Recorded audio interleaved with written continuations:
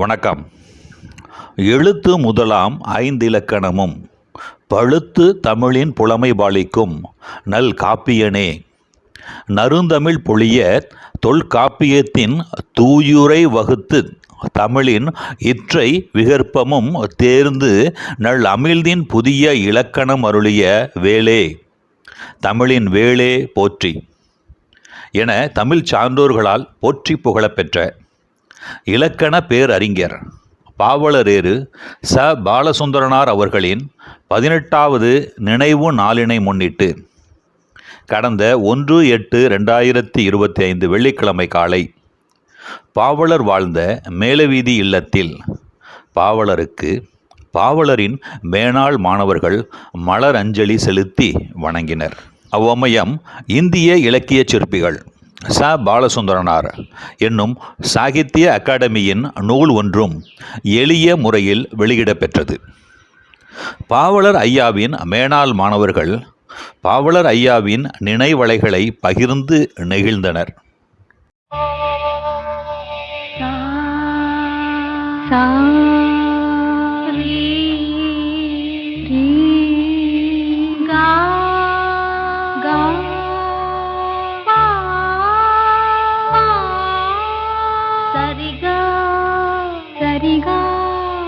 சரி சரி க பகரி சரிகா சரி சரி க பகரி சரிகா. அமுதே தமிழே அழகிய மொழியே எனதுயிரே,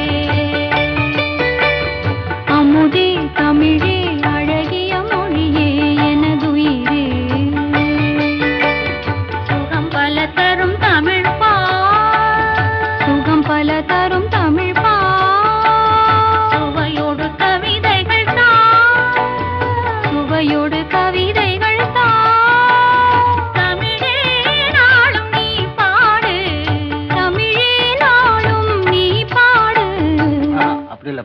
தம்பி அவன் நல்லா அழகா பண்ணான்னு பார்த்தியா? தமிழே நாளும் நீ பாடு, இங்க பாடு. தமிழே நாளும் நீ பாடு, அமுதே தமிழே அழகிய மொழியே எனது, இங்க பாருங்க. அமுதே தமிழே அழகிய மொழியே எனதுயிரே.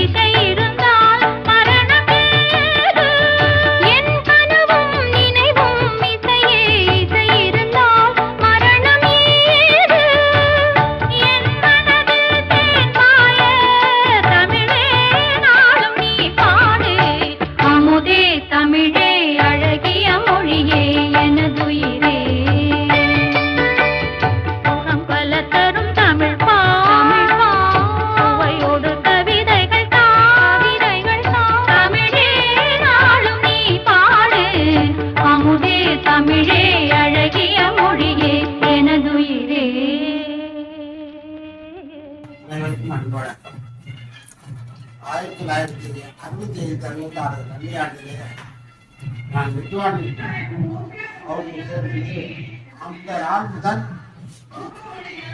பாவலரையா எனக்கு ஆசிரியராக இருந்தார். அதற்கு முன்பே நான் சிறுபிள்ளையாக இருந்த காலத்திலேயே தமிழவேல் உமாமேஸ்வரம் பிள்ளையருடைய மைத்துனராகிய சாம்பசுவம் பிள்ளை என்னுடைய ஊரை சார்ந்ததனால என்னுடைய ஊர் மக்கள் சார்பாக அனைத்து சிறு விவசாயிகள் பெரு விவசாயிகள் என்று எல்லா விவசாய குடும்பத்தைச் சேர்ந்த அவர்கள் அறுத்த உடனேயே களத்துமேட்டிலேயே அவரவர்களும் தன்னால் இயன்ற அளவு நெல்லைக்கு அங்கு ஒரு சரியாக இருக்கக்கூடிய கூடையிலோ சாக்கிலே போடுவார். அதையெல்லாம் ஒன்று சேர்த்து சாம்பசிவம் பிள்ளை அவர்களுடைய வண்டியில மூட்டைகளாக கட்டி எல்லா அறுவடையெல்லாம் முடிந்த பிறகு அதை எடுத்துக்கொண்டு வந்து கலந்து தமிழ்ச்சங்கம் மாணவர் இல்லத்துல சேர்ந்து அப்ப சிறு வயதிலேயே எனக்கு கலந்து தமிழ்ச்சங்கம் தொடர்பு வந்தது. பிறகு பாவலரையா எனக்கு தஞ்சைவாணன் கோவில் நடத்தினார். அப்படி நடத்து வைக்கிற போது அந்த கதைக்கு விட பொய்யாமொழி புலவரை பற்றி சொன்ன பிறகு எனக்கு ரொம்ப பெருமையா இருந்துச்சு. அப்ப சின்ன பிள்ளை தானே, நான் ஒன்றும் அவ்வளவு விவரம் தெரியல. வகுப்பு முடித்த பிறகு போய் அறையில இருந்தாங்க. ஐயா நீங்க சொன்ன இந்த அரசு நான் தாயா தான் அப்படின்னு. அப்படியா, அங்கிருந்து தினம் எப்படி வர்றேன், ஏன் நடந்து வருவேன், பேருந்து வருவேன். அன்னையிலிருந்து அவரிடத்துல இருக்கேன். அதன் பிறகு தமிழாசிரியர் கழகத்தில் பொறுப்பு வந்த பிறகு ஐயாவிடத்துல தொடர்பு, இலக்கிய அமைப்புகள், திருக்குறள் பேரவை போன்ற அமைப்புகளுக்காக தொடர்பு பிறகு என்னுடைய மகள் திருமணத்தில் ஐயா தான் நடத்தி வச்சாங்க. கடலூருக்கு பூமிநாதன் தான் அழைச்சிட்டு போச்சு. கோபால எல்லாருமே வந்திருந்தாங்க, எல்லாரும் சிறப்பாக இருந்தாங்க. அது முதல் அவர்கிட்ட நாங்கள் நெருக்கமாக பலருக்கிற வாய்ப்பு. எந்த ஒரு ஐயப்பாடு குறிப்பான பாண்டு மேல ஒரு தனி பிரியா வச்சிருப்பாங்க. வித்யாலயாவும் அப்படிதான், பாவலரையாவும் அப்படிதான். காரணம் எல்லா 3 பேருமே அதே ஒரே நிறுவனத்துக்குள்ள இருந்ததுனால அடிக்கடி தன்னுடைய மகனை போல பாவலரையாவும் இருந்தாலும் பாண்டு நினைப்பாங்க. ஏதாவது உதவினா பாண்டுகிட்ட கூட்டு சொல்லுவாங்க. அந்த மாதிரி இருந்ததாக சொல்லல. ஐயா நெருக்கமா இருந்தோம். எந்த ஒரு ஐயப்பாடா இருந்தாலும் அதுதான் என்னுடைய வாழ்விலே எனக்கு ஒரு நன்னெறிப்படுத்தியவர்கள் என்று நான் குறிப்பிடுவது பாவலரையாவும் இளங்குமரனார் ஐயாவும் தான். அகமும் புறமும் தூய்மையானவர். அவர்களுக்கு இணையாக வேறு ஒருவரை நான் பார்க்க முடியாது.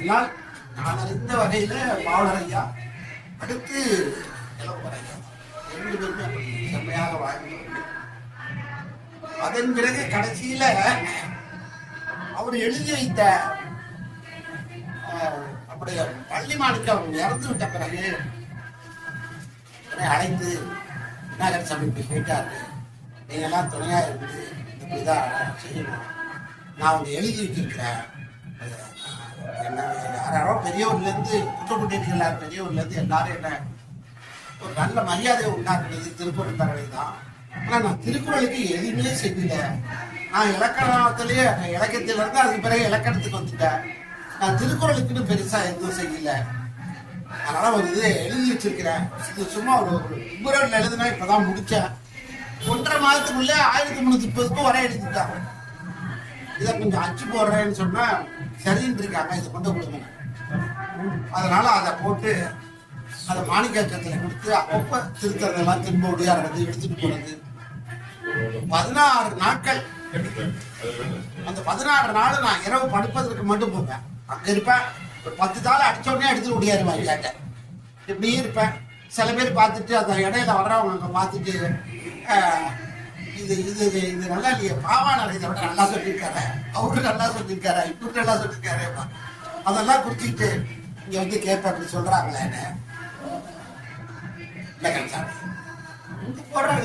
அவங்க போடுறாங்க, நான் எழுதுனதா அப்படி இல்லை.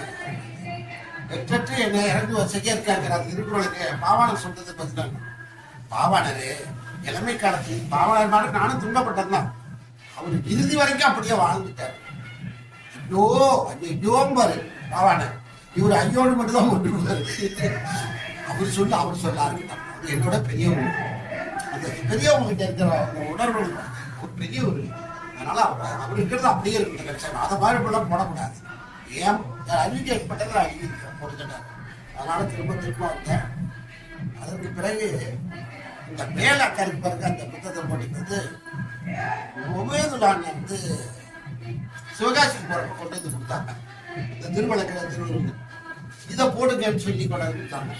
அந்த அட்டையை மட்டும் போட்டுட்டு வந்து கொண்டு வந்து கொடுத்தாங்க. அதை பார்த்தோன்னே அவனுக்கு இந்த மாதிரி பார்த்துருக்க மாட்டான்.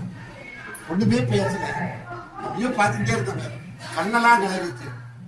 ரொம்ப நல்லா இருக்கு, நான் பார்த்தது இல்லை, யாரு இதெல்லாம் டிசைன் பண்ணது? நான் உபயோகம் தான் சிவகாசிலேருந்து வாங்கிட்டு கொடுத்தாங்க. அப்படியா, ரொம்ப மகிழ்ச்சி அவனுக்கு. அந்த மாதிரி அதே போல நம்ம இவ்வளவு பேரு கூடியிருந்தாலும் கூட கோபாலு, சிவசூரிய, பூமி இவங்க 3 பேரும் தான் பாவலருக்கு எல்லாம். அங்க கல்லூரிக்குள்ள அங்க வெளியில வந்துட்டாங்க. ஏன்னா இவங்க எல்லாம் வண்டி வசதி ஐயாவோட கூட ஓடுவாங்க. கோபாலோட சிவசூரிய, பூமிநாத். அந்த வகையில இருந்தாலும் கூட அவர் தன்னுடைய மகனை போலவே இங்க வந்தாங்கன்னா ஒரு முறை நானும் கோபாலாம் வந்தோம். பிறந்த நாளுக்கு ஏதோ வந்தோம், எடுத்து ஊட்டி விட்டாங்க. ஞாபகம் இருக்கா? போவாரு எடுத்து ஊட்டி விட்டாங்க அண்ணனுக்கு. பாவலரையா பாவலர் தான். ஒரு ஆசிரியர் மட்டுமல்ல, எல்லோருக்கும் ஒரு தந்தையை போல ஒரு முன்மாதிரியாக வாழ்ந்து காட்டியவர். அதே போல அவர்கள் உயிர் பிரிகிற நேரத்தில் நானும் கோபாலும் அருகிலேயே இருந்தோம். அந்த இரவு பொழுதுல எல்லோரும் துன்பப்பட்டோம். அழுக வீட்டுல கூட தாயதப்பா இருந்தது கூட நாங்க அப்படி அழுதிருக்க மாட்டோம், துடிச்சிருப்போம். அந்த மாதிரி அடுத்த நாள் அதே மாதிரி தான் எல்லாரும் வந்திருந்தவர்களாம். அப்படியான ஒரு பெருமைக்குரியவராக அவருடைய வாழ்வு அமைந்தது. அதான் நான் பிள்ளை சொன்னேன், அகமும் புறமும் அவருக்கு தூய்மை. அதே போல நூல்களை எல்லாம் எடுத்து கொடுத்து, நான் எதுவுமே என் பிள்ளைகளுக்கு செய்யாம போயிட்டேன், மதிக்கானா நான் செஞ்சு வச்சிருக்கிறேன். அது சொல்றாரு, நான் பொருட்செல்வத்தை சொல்லல, மதிக்கு நான் செஞ்சு வச்சிருக்கிறேன். ஆனா வேறு நான் பிள்ளைகளுக்கு வகுப்புல சொன்னதுதான், வேற ஒண்ணும் இல்லை.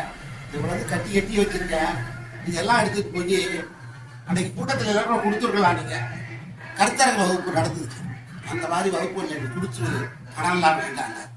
இருந்தாலும் நான் என்னுடைய மாணவர்களை துணை கொண்டு எல்லா புத்தகங்களையும் வாங்கி ஒரு 70,000 ரூபாய்க்கு சேலம், சின்னதாராபுரம், அதுபோல சின்ன சேலம், வேலூர், எங்கெங்கயா மாணவர் என்னோட படித்த மாணவர்களுக்கெல்லாம் கொண்டு போய் கொடுத்து, திருச்சி எல்லாத்தையும் கொடுத்து அதை கொண்டு வந்து கொடுத்தோன்னே இவ்வளவுதான். முதல் தடவை 36,000 ரூபாய் கொடுத்தேன். கொடுத்த உடனே அதை வாங்கி ரொம்ப மகிழ்ச்சி. வழியாக அவருடைய நூல்களை எல்லாம் ஓரளவுக்கு விற்று கொடுத்தோம். நாங்கள் அதிலேயே இந்த நேரத்தில், இந்த கடைசி நேரத்தில் உறுதுணையாக இருந்ததுல தம்பி கோபால் என்ன உறுதியான முழுக்கமாக இருக்கு. அதே போல பாண்டு இந்த நினைக்கிறப்போ ரொம்ப மகிழ்ச்சியாகவும் பெருமையாகவும் இதெல்லாம் வந்து நான் திரும்ப பார்த்தாலும் நான் கடவுள் நம்பிக்கை இல்லாமல், அதனால எங்க ஐயாவையே அப்படிதான் அடிகளாசிரியராக இருந்தாலும் சரி, ஸ்ரீப்பு ஐயா இருந்தாலும் சரி, சிவமணி ஐயா இருந்தாலும் சரி, எல்லாத்தையும் இணைந்து நெருக்கமா இருக்காங்க. அந்த வகையில தான் இன்னைக்கு தானே வேற ஒன்றும் இல்லை. இதெல்லாம் வந்ததுல எனக்கு ரொம்ப மகிழ்ச்சி. சிவகணபதி இல்லைன்னா கூட படிக்காம இருக்கலாம், ஆனால் மேலவதிலிருந்து அவங்க தான் அவங்க பிள்ளைய அழைச்சிட்டு வந்து ஐயாவுக்கு எல்லாத்தையும் அவங்க மக கற்பகம் எல்லாத்துக்கும் தொடர் நின்றவங்க. ஐயாவுக்கு இசையறிவும் உண்டு. அந்த வகையில் ஐயாவுட்டையும் அவங்க நெருக்கமாக இருந்தவங்க. எனவே நீங்கள்லாம் வந்தது ரொம்ப மகிழ்ச்சி. இன்னொரு அண்ணன் வருவாங்க, அண்ணனை பேச கூடாதுங்க. அது வந்து கொஞ்சம் வயது முதுமையில இருக்கு. இது வந்து பாவலர் நினைச்சு உருகுது. இருப்பாங்க வீட்டுக்குள்ளேயே வெளியில வரா போகணும் என்றது தவறா அப்படியே அடைக்காதீங்கன்னு சொன்னேன். வீட்டுல மருத்துவர் சொல்றாரு, வந்து போயிட்டு இருக்கேன். இப்ப என்ன நினைக்குதுன்னா, பாவலரை அதை சொல்லி கொடுத்தாரு, இதை சொல்லி கொடுத்தாருன்னா அப்படியே திரும்ப ஒப்பிக்கிறது, தலைக்கு தானே சொல்லிக்கிறது, அந்த மாதிரியான ஒரு மனநிலையில் இருக்கேன். வரப்போறதுல அவ்வளவு ஆவலர் இருக்கு. தினம் காலையும் பேசுவார், மாலையும் பேசுவார், காலையிலும் பேசுவார், மாலை பேசுவார். எல்லாம் பாவலரை பத்தி தான். அதனால தம்பி பத்து அண்ணன் அழைக்கிறது வந்தது. அதே போல நானும் கோபாலம் அதே போலவே வந்தோம். அந்த அந்த உணர்வு தான் இருக்கு. அதோட மதியோட தலைவியா இருந்து எங்க ஊர் தான். அது பாவலர் எங்க ஊருக்கு வந்திருக்காங்க. எங்க ஊர் சம்பந்தம் அந்த வகையிலேயே எனக்கு பாவலர் எல்லா வகையிலையும் பாவலர் ரொம்ப மகிழ்ச்சி. பாவலர் ஐயா நினைவு நாளில் அனைவருக்கும் வணக்கம். அன்பிற்கும் மதிப்பிற்கும் உரிய எங்கள் பாவலர் ஐயா அவர்களிடம் நான் மாணவனாக 1967-68 கல்வியாண்டு முதல் 71 மே மாதம் முறைய கல்வி பயின்றோம். இதைவிட ஒரு சிறப்பு எனக்கு என்னவென்றால், அந்த கலந்தை தமிழ்ச்சங்க வளாகத்திலேயே நான் உயர்நிலை பள்ளி வகுப்பை படித்து முடித்தவர். அதனால் 6ஆம் வகுப்பிலிருந்து 11ஆம் வகுப்பு வரையிலும் அங்கு படித்து, பின்னர் 4 ஆண்டுகள் புலவர் கல்லூரியிலும் பயின்ற காரணத்தினால் ஐயா அவர்களை பல ஆண்டுகள் நேரடியாக பேராசிரியராக பார்த்த அந்த அனுபவம் எனக்கு உண்டு. அதோடு மட்டுமல்ல, அண்ணன் கந்தசாமி அவர்கள் கூறினாரு, எங்கள் ஊர் சம்பந்தி, எங்கள் ஊர்க்காரர் என்று. அதை விட ஒரு பெரிய உரிமை எனக்கு உண்டு என்றால், என்னுடைய தெருவுக்கும் பக்கத்து தெருக்காரர் தான் ஐயா அவர்கள். அங்கிருந்து தான் அவர்கள் வளர்ந்தார்கள், அங்கிருந்துதான் அவர்கள் தொழில் பயின்றார்கள், அங்கிருந்துதான் அவர்கள் கல்லூரி பயின்றார்கள். இன்றைக்கும் அவர்களுடைய உறவினர்கள் எனக்கு மிகவும் நெருக்கமானவர்கள். பாவலர் ஐயாவுடைய அண்ணன் கருப்பையா பிள்ளை என்று பெயர். அவரை காசு கடை கருப்பையா பிள்ளை என்றே கூறுவார்கள். அவர்கள் நம்ம ஐயங்கடை தெருவில் காசு கடை வைக்கிறார்கள். அவருடைய மகன் எல்லாருக்கும் ஜெயக்குமார், செந்தில்குமார் இப்படியே பேர் வச்சிருப்பாரு. அது அவங்க எல்லாம் என் கூட உற்ற நண்பர்கள், தோழர்கள். அதுல ஒரு பையன் ஐயா வீட்டிலேயே வளர்ந்தார். மதி ஜெயசீலன், அவங்க பெரியப்பா பையன். அந்த பையனோட பையன் தான் இன்னைக்கு சன் டிவில நடிகரா இருக்கிறார், இந்த சின்னத்திரை நடிகரா இருக்கிறார். நல்ல தொடக்கத்துல ஒரு சாதாரணமா இருந்தாரு, இன்னைக்கு நல்ல புகழ்பெற்ற கதாநாயக நடிகரா மாறிட்டார். அதனால எனக்கு அந்த பாவலர் ஐயா குடும்பத்தோட மிக மிக நெருக்கமான தொடர்புகள் உண்டு. அந்த தொடர்புகளை காட்டிலும் அதிக நெருக்கமானது மாணவனாக ஆன பிறகு.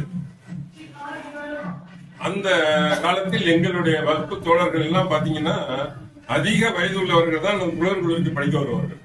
30 வயது, 35 வயது, 32 வயது, 30 வயது இப்படிதான் பள்ளிக்கூடத்து மாணவர்கள், கல்லூரி மாணவர்களாக இருப்பாங்க. மிக இளைஞர்கள் என்று சொல்ல போனால் அந்த ஆண்டு, அதாவது 1967-68 சேர்ந்த மாணவர்கள் நான், சிவசூரியன், அப்புறம் எங்களுக்கு முன்னாடி முதல் ஆண்டு ஒரு வருஷம் சீனியர் நம்ம கந்தசாமி எங்களுக்கு. நானும் சிவசூரியனும் ஒரு வகுப்பு மாணவர்கள். அதனால நானும் அவனும் வாடாப்படான்னு பேசிப்போம். அந்த அளவுக்கு எங்களை பார்த்தாருன்னா, ஐயா கல்லூரி அது பள்ளிக்கூடத்தோட விட்டுருங்க அந்த மாதிரி பேசுறது, இங்க எல்லாம் வாங்க போங்க வா போட்டு பேசுறீங்க அப்படின்னு. அப்போ மதிவாணன் அவர்களை கைகளை பிடித்துக் கொண்டு சிறுவனாக உயர்நிலை பள்ளிக்கு அழைத்துக் கொண்டு வருவார். வருகிறது வடக்கு வீதியில குடியிருந்தாங்க. வடக்கு வீதியில இருந்து அந்த விளையாட்டுத்திறர் வழியாக அப்படியே குறுக்க வந்துருவாங்க. அப்ப இரும்பு பாலம் இருப்பாங்க, அது வழியாக வச்சுட்டு வந்துருவாங்க. அதனால நான் இது எதுக்காக சொல்றேன்னா, சிறு வயதிலிருந்தே மதிவாணன் அவர்களையும் அப்பா அவர்களையும் ஐயா அவர்களையும் தங்கச்சி தமிழ் அவர்களையும் மிக நன்றாக அறிந்தவன் என்ற காரணத்தினால் இதை கூறுகின்றேன். எங்களுக்கு கல்லூரியில் தொல்காப்பியம் சேனாவரைய வகுப்பை எடுத்தார்கள். அப்ப என்ன சொல்லுவாங்க அப்படின்னா, இந்த தஞ்சை மாவட்டத்திலேயே ஒரு 5-6 கல்லூரிகள் உண்டு இல்லையா, தருமபுரம் வரைக்கும் நம்ம தஞ்சை மாவட்டம் தான், ஒருங்கிணைந்த தஞ்சை மாவட்டம் தான். தொல்காப்பியத்துல சேனாவரையத்தை வகுப்பெடுக்கிறதுல கல்லூரி பேராசிரியர்கள்ல ஐயா பாலசுந்தரனார் மாதிரி ஒருத்தர் கிடையாது என்று பலரும் போற்றுவார்கள். ஆனா அதை உணர்ந்து மதிக்கத்தக்க வயசு எங்களுக்கு கிடையாது. ஆனா படிச்சு முடிச்ச பிறகுதான் தெரிஞ்சது, அப்பா சேனாவரைங்கிறது எவ்வளவு கடினமான ஒரு முறை, அதை ரொம்ப தெளிவாக எளிமையாக இந்த மாணவர்கள் புரிந்து கொள்ளக்கூடிய வகையில ஐயா சொன்னாங்களே அப்படின்னு நாங்க அதற்கு பிறகு ஆசிரியரான பிறகு ஒவ்வொருவரும் பேசிக்கொள்வோம். இதோட மிக சிறப்பு என்னவென்றால் நாங்க தமிழாசிரியர் கழகத்துல பொறுப்பாளர்களாக இருந்தோம். தமிழாசிரியர் கழகத்துல பொறுப்பாளராக ஆன உடனே ஐயா கிட்ட வந்து அந்த பொறுப்பு எடுத்துக்கிட்டோம் நாங்க அப்படின்னு சொல்லும் பொழுது அப்படியே ரொம்ப மகிழ்ச்சி. எல்லாம் நம்ம மாணவர்களா இருக்கீங்க. கந்தசாமி ஒரு பொறுப்புல இருக்காரு, நான் ஒரு பொறுப்புல இருக்கிறேன், தூக்கம்னு சொல்லக்கூடிய ஆவாரம்பட்டி கோவிந்தராஜ் பொறுப்புல இருக்காரு. இவங்க எல்லாம் ஒரு அதாவது அவர் 2 ஆண்டு மூத்தவர் எங்களை விட, இவர் 1 ஆண்டு மூத்தவர், நானும் 1 ஆண்டு. அதனால எல்லாரும் பரவாயில்லையே, நம்ம கல்லூரியில படித்த அடுத்தடுத்த ஆண்டுகளில் பயின்ற மாணவர்கள் எல்லாரும் ஒன்னா சேர்ந்து ஒரு இயக்கத்தை நடத்துறதுக்கு உறுதுணையா இருக்குங்களே, எனக்கு ரொம்ப மகிழ்ச்சியா இருக்கு. இப்ப உங்கள்கிட்ட நான் ஒண்ணு கேட்டுக்கிறது என்னன்னா, அப்ப நல்லா வயது முதிர்ந்தாச்சு ஐயாவுக்கு, 80 வயது இருக்கும். அப்ப சொல்றாங்க, நீங்க தமிழாசிரியர் கழகத்துல ஏதாவது ஒரு நிகழ்ச்சிகள் நடத்தினீங்கன்னா என்ன அதிகமா பயன்படுத்திக்கிங்க. அந்த தமிழாசிரியர்களுக்கு என்னுடைய உரை, என்னுடைய அறிவுரை அவர்களுக்கு மிகுந்த பயனை அளிக்கும் அப்படின்னா, அந்த நேரத்துல அந்த கல்வி அலுவலர்களாக இருந்த முதன்மை கல்வி அலுவலர், மாவட்ட கல்வி அலுவலர் அவர்கள் தமிழாசிரியர்களுக்கு இலக்கண அறிவை மேம்படுத்திக் கொள்ள பணியிடை பயிற்சி அப்படின்னு ஒண்ணு கொடுக்கலாம்னு இருக்கிறோம் நாங்க அப்படின்னா. சரி, நீங்க அதை அறிவிங்க, அதை நடத்துறது எங்க பொறுப்பா இருக்கட்டும் அப்படின்னு நாங்க தமிழாசிரியர் கழகத்தின் சார்பா அந்த முதன்மை கல்வி அலுவலர் அவர்களிடம் கேட்டுக்கொண்டதற்கு இணங்க அவர்கள் தஞ்சை மாவட்டத்துல எந்தெந்த பகுதி முக்கியமான பகுதியோ அந்த பகுதிகளில் நடத்த வேண்டிய பொறுப்பு உங்களுடையது என்று சொன்னார்கள். சரி, எந்தெந்த ஊர்ல தலைமையிடமாக வச்சுக்கிட்டு நடத்தலாம் அப்படின்னு யோசிக்கும் பொழுது பட்டுக்கோட்டை ஒரு மையம், ஒரத்தநாடு ஒரு மையம், ஐயம்பேட்டை ஒரு மையம், கும்பகோணம் ஒரு மையம், திருவிடைமருதூர் ஒரு மையம், இப்படி அந்த பக்கத்துல குத்தாலம் வரைக்கும் ஒரு மையமாக, இந்த பக்கம் மன்னார்குடி வரைக்கும், இந்த மையத்தில எல்லாம் நீங்க வகுப்பு நடத்தும் பொழுது அந்தந்த பகுதியில் உள்ள தமிழாசிரியர்களை, இடைநிலை ஆசிரியர்களாக இருந்து தமிழாசிரியர்களாக பதவி உயர்வு பெற்றவர்களும் இருந்தாங்க. அதனால தங்களுடைய தமிழறிவை வளர்த்துக் கொண்டு இலக்கண அறிவை வளர்த்துக் கொள்ளணும் ஒரு ஆசையோட இருந்தாங்க அவங்க எல்லாம். அதனால அவங்களை எல்லாம் சேர்த்து நீங்க மாணவர்களை, இது ஆசிரியர்களை அழைத்துக் கொண்டு வர வேண்டும், குறைவில்லாமல் எல்லோரையும் அழைத்துக் கொண்டு வர வேண்டும், அவர்கள் வருவதற்கு நீங்க ஏற்ற ஒரு அனுமதியை வழங்க வேண்டும்னு நாங்க முதல்ல சிஓட்ட கேட்டுக்கிட்டோம். அவர் என்ன சொல்லிட்டாரு, அதை பணி நாட்களாக கருதப்படும் சொல்லி வாரத்துல 3 நாள் பணியிடை பயிற்சி நடக்குது. அந்த பணியிடை பயிற்சிய எப்படி நடத்துறது அப்படின்னு நாங்க எல்லாம் யோசனை பண்ணும் பொழுது, நான் அந்த இலக்கண வகுப்பை உங்களுக்கு நடத்தி தரேன், எந்த ஊர்ல வேணாலும் நடத்துங்க, நீங்க என்ன முழுமையாக பயன்படுத்திக் கொள்ளுங்க அப்படின்னு முதல்ல வாக்குறுதி கொடுத்தாங்க. அப்ப அவங்க அழைச்சிட்டு போய் அந்தந்த மையத்துல எல்லாம் நாங்க அந்த வகுப்பு நடத்தின பெருமை எங்களுக்கு உண்டு. அதே போல அண்ணன் அவர்களையும், ஹரிவர்ம அண்ணன் அவர்களையும் அழைச்சிட்டு போய் அந்த வகுப்புகள்ல பாடம் எடுத்து அந்த ஆசிரியர் மாணவர்களுக்கு அந்த இலக்கண அறிவை வளர்த்த அந்த பெருமை எங்களுக்கு உண்டு. அந்த மாதிரியான எண்ணத்தை எங்களுக்கு கொடுத்தது யார் அப்படின்னீங்கன்னா ஐயா பாலசுந்தரம் ஐயா அவர்கள் தான். இந்த மாதிரி தன்னை போலவே மற்ற மாணவர்களும் உருவாக வேண்டும் என்ற ஒரு உயர்ந்த நோக்கம் உடையவர்கள். அதோடு மட்டுமல்ல, நாங்க அப்பெல்லாம் பணியாற்றக்கூடிய ஆசிரியர்கள் தங்களுடைய கல்வியை அறிவை மேம்படுத்திக் கொள்வதற்கு, படித்துக் கொள்வதற்கு அந்த எக்ஸம்ஷன் விதிவிலக்கு பெற்று விண்ணப்பித்து படித்துக் கொள்ளலாம் என்ற ஒரு நிலை இருந்தது. அப்ப எம்ஏ வகுப்பு அண்ணன் அவர்கள் மாநிலத்திலேயே முதல் மாணவனாக வந்தார்கள், கலைஞர் மாணவர்கள். அந்த வகுப்பை நடத்தும் பொழுது ஈடு 12 என்ற ஒரு புத்தகம் அது கிடைக்கவே இல்லை. அப்ப ஐயாட்ட சொன்னோம் நாங்க எல்லாம், நானு, அண்ணன் திருநாக்கரசு, தொல்காப்பியன் கூட இருந்தாரு. தொல்காப்பியன், அப்புறம் பஞ்சாபி கேசன் ஒருத்தர், அந்த மாட்டு மேய்ச்சி சங்கம் இருப்பார் அவரு, ஒத்தகை கோவிந்தராஜ், டிஎஸ்பி பாலசுப்ரமணியன் ஒருத்தர் சாலியமங்கலத்தில் இருப்பார், வாண்டையார் வளர்த்தார். இவங்க எல்லாம் எங்களுக்கு அந்த புத்தகமே கிடைக்கல, என்ன செய்யறதுன்னு தெரியல அப்படின்னு இவங்கள்ட்ட ஒரு புத்தகம் இருந்தது. அதை எடுத்து வச்சு எங்களை எப்பப்பெல்லாம் வர சொல்றாங்களோ அப்பப்பெல்லாம் அந்த புத்தகத்தை படிச்சு அந்த அறிவினாலதான் அவர் சொல்லி கொடுத்த அந்த இதை ஏற்றுக்கொண்டு அந்த அனுபவத்தின் மூலமாக அந்த தேர்வு எழுதணும். நாங்க அந்த புத்தகம் எங்கேயுமே கிடைக்கல, இப்போ மூலகத்தில் கூட கிடைக்கலன்னு வச்சுக்கோங்களேன். அந்த மாதிரி தான் கற்ற அறிவை மற்றவர்களுக்கு சொல்லி அதை விரிவுபடுத்த வேண்டும், அவர்களையும் நல்ல ஒரு கல்வியாளர்களாக ஆக்க வேண்டும், நல்ல தமிழறிஞர்களாக மாற்ற வேண்டும் என்ற ஒரு ஆழ்ந்த அன்பு உடையவர்கள், பற்று உடையவர்கள். அதோடு மட்டுமல்ல, எல்லோரும் சிறக்க வேண்டும், நாம் சிறப்பது மட்டுமல்ல எல்லோரும் சிறக்க வேண்டும் என்ற உயர்ந்த நோக்கத்துக்கு உரியவர்கள். இதோடு மட்டும் இல்ல, இன்னொன்று என்ன சொல்லணும்னா, ஐயா அவர்கள் ரொம்ப சாதாரண நிலையிலிருந்து படிப்படியாக உயர்ந்தவர்கள். அவர்கள் எழுதிய ஒரு புத்தகத்தை பாடமாக வைக்க வேண்டும் என்று அந்த காலத்துல சென்னை பல்கலைக்கழகம் ஒன்றுதான் இருந்தது. அப்போ சென்னை பல்கலைக்கழகத்துல சிபாரிசு செய்து அதை பாடமாக வைத்தார்கள். அந்த பாடமாக வைத்ததிலிருந்து வந்த தொகையை நல்ல முறையில் பயன்படுத்தினாங்க. அப்புறம் அது பெருசு இல்லை, அந்த பணி ஓய்வு பெற்றாங்க இல்ல, பணி ஓய்வு பெற்றோம்னா நம்மள மாதிரி உள்ளவங்க என்ன பண்ணுவோம், ஏதாவது சொத்து வாங்குவோம், ஏதாவது முதலீட்டு பண்ணுவோம் அப்படின்னு தான் யோசனை பண்ணுவோம். அவங்க என்ன பண்ணாங்க, தான் பணியாற்றிய அந்த கல்லூரிக்கு, அந்த தமிழ்ச்சங்கத்துக்கு 1,00,000 ரூபாயை அன்பளிப்பாக வழங்கினார். 1,00,000 ரூபாங்கிறது அந்த காலத்துல இன்னைக்கு 1 கோடிக்கு மேல, 1 கோடிக்கு மேல மதிப்புடைய அவ்வளவு பெரிய தொகையை தான் பணியாற்றிய அந்த கல்வி நிறுவனத்துக்கு எந்த விளம்பரமும் கிடையாது. ஜெயக்குமாருக்கு நல்லா தெரியும், எந்த விளம்பரமும் கிடையாது. நான் அந்த செக் வாங்கி கொடுத்தேன். அப்படியே கண்ணுங்காது நச்ச மாதிரின்னு சொல்லுவாங்கல்ல, அந்த மாதிரி அந்த பணத்தை அவங்க வழங்கினாங்க. அவங்க வழங்கினதற்குரிய அடையாளமோ விளம்பரமோ எதுவுமே ஐயாவும் சொல்லிக்கல, பெற்றவர்களும் சொல்லிக்கல. யாருக்கு தெரியும்னா எங்களை மாதிரி இருந்தவங்க மட்டும்தான் அதை அறிவோம். அப்ப நாங்கெல்லாம் சொல்லிதான் மதிக்க கூட தெரியும்னு நினைக்கிறேன். அதுக்கு முன்னாடி மதிக்க தெரியாது. எனவே அதான் அந்த பிற அறியாமல் செய்கின்ற உதவின்னு சொல்றாங்கல்ல, அது ஐயா செஞ்சாங்க. கல்வி கற்றுக் கொடுத்த உதவி மட்டுமல்ல, பொருளாதார உதவியும் செஞ்சாங்க. அதனாலதான் இன்னைக்கு எல்லாரும் அவரை போற்றுகின்ற வகையில, அவருடைய பெயர் தமிழ் மாநிலமே போற்றுகின்ற வகையில இருக்குது. அதோட கன்சைமன் சொன்ன மாதிரி உபயதுல்லா அவர்கள் பதவி ஏற்றுக்கும் பொழுது, பதவி ஏற்றுக்கு முன்னாடி முதல்ல வந்து எனக்கு அந்த பதவி கிடைச்சிருச்சு, என்ன வாழ்த்துங்க, நானு நல்லா அந்த பணியில ஈடுபடணும்னு சொல்லி முதல்ல வாழ்த்து பெற்றது இங்க வந்து அவங்க தான். எனவே அந்த மாதிரி பலரும் போற்றத்தக்க மனிதராக, போற்றத்தக்க இன்னொன்னு என்ன சொல்லணும்னா, வாங்க போற்றத்தக்க பேரறிஞராக விளங்கினார்கள்.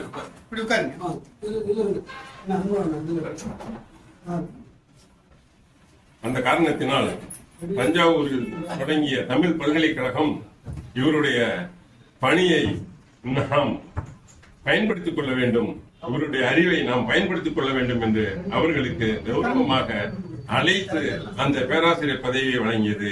அங்கிருந்தும் மிக சிறந்த முறையில் பணியாற்றி அந்த பணியில் இருந்து விடுதலையானார்கள். எனவே அப்பேற்பட்ட ஒரு உயர்ந்த மனிதருக்கு இன்று அந்த நினைவு நாளை நாம் மிக சிறப்பாக கொண்டாடுவது எங்களுக்கெல்லாம் மிகுந்த மகிழ்ச்சியையும் பெருமையும் தருகின்றது. வாய்ப்புக்கு நன்றி.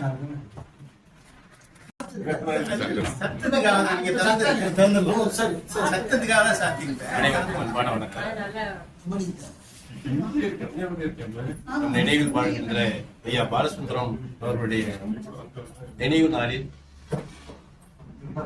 ஒவ்வொருவரும் தங்களோடு ஐயா அவர்கள் இருந்த நினைவுகளை பகிரக்கூடிய நாளாக இன்றைக்கு இருக்கிறது. நாளை பேசிய ரங்கசாமி அவர்கள் நிறைய செய்திகளை சொன்னார்கள். ஐயாவை பொறுத்தவரையில் அவருடைய மாணவனாக நான் 74 ஆண்டுகளில் கரந்தை புலவர் கல்லூரியில் வித்வான் வகுப்பில் படித்தேன். நானும் ஞானசேகரன் என்பவரும் இணைந்த நண்பர்கள். அந்த காலத்தில் முதல் வகுப்பில் உட்கார்ந்து ரொம்ப அரட்டை அடிப்போம். கொஞ்ச நாள் ஜெயச்சந்திரன் முதல்வராக இருந்தார். அதற்கு பிறகு பேராசிரியர் விருத்தாசலம் ஐயா அவர்கள் முதல்வர், பேராசிரியர் பாலன் ஐயா அவர்கள் துணை முதல்வர். அந்த வகையிலே ஒரு வகுப்பில் அவர்கள் அண்ணன் அவர்கள் சொன்னதை போல, பாண்டனன் சொன்னதை போல அவர்கள் எங்களுக்கு சேனாவரையும் தான் நடத்தினார். நான் கொஞ்சம் குறும்பான ஆளு, நானும் ஞானசேகரன். எல்லா வகுப்புகளையும் என்ன செய்வோம்னா, நாளைக்கு என்ன நடத்த போறாங்களோ அதை முதல் நாளே படிச்சுட்டு வருவேன். தப்பு தவறுமா படிச்சாலும் நடத்தினாதான் தெரியாது, சீர் பிரிச்சாலும் படிக்க தெரியும். உலகத்தோ டொட்ட உலகங்கிற மாதிரி ஏதோ படிச்சுட்டு வந்துடுவோம். நடத்தும் போது கவனிக்க மாட்டோம். நடத்தின பிறகு அந்த நூற்பாவை சொல்ல சொல்லுவாங்க, படிக்க சொல்லுவாங்க, சொல்லுவோம். அதான் சொன்னாங்க, பேராசிரியர் விருத்தாசல ஐயா அவர்களும் நிறைய கண்டிச்சிருக்கிறாங்க. ரொம்ப புத்திசாலிங்க தான் 2 பேரும். நான் ஆசிரியர் சொல்றத கவனிங்க. எங்க பேராசிரியர்கள் எங்களுக்கு சொல்லி கொடுத்ததுல நாங்க ஒரு 50 விழுக்காடு தான் உங்களுக்கு சொல்றோம். நான் சொல்லி கொடுக்கறதுல ஒரு 25 விழுக்காடு தான் நீ போய் பையனுக்கு சொல்ல போற. நல்லா கவனிங்கன்னு சொல்லி அன்றைக்கு அவர்கள் அந்த கண்டிப்பை எங்களுக்கு உணர்த்தினார்.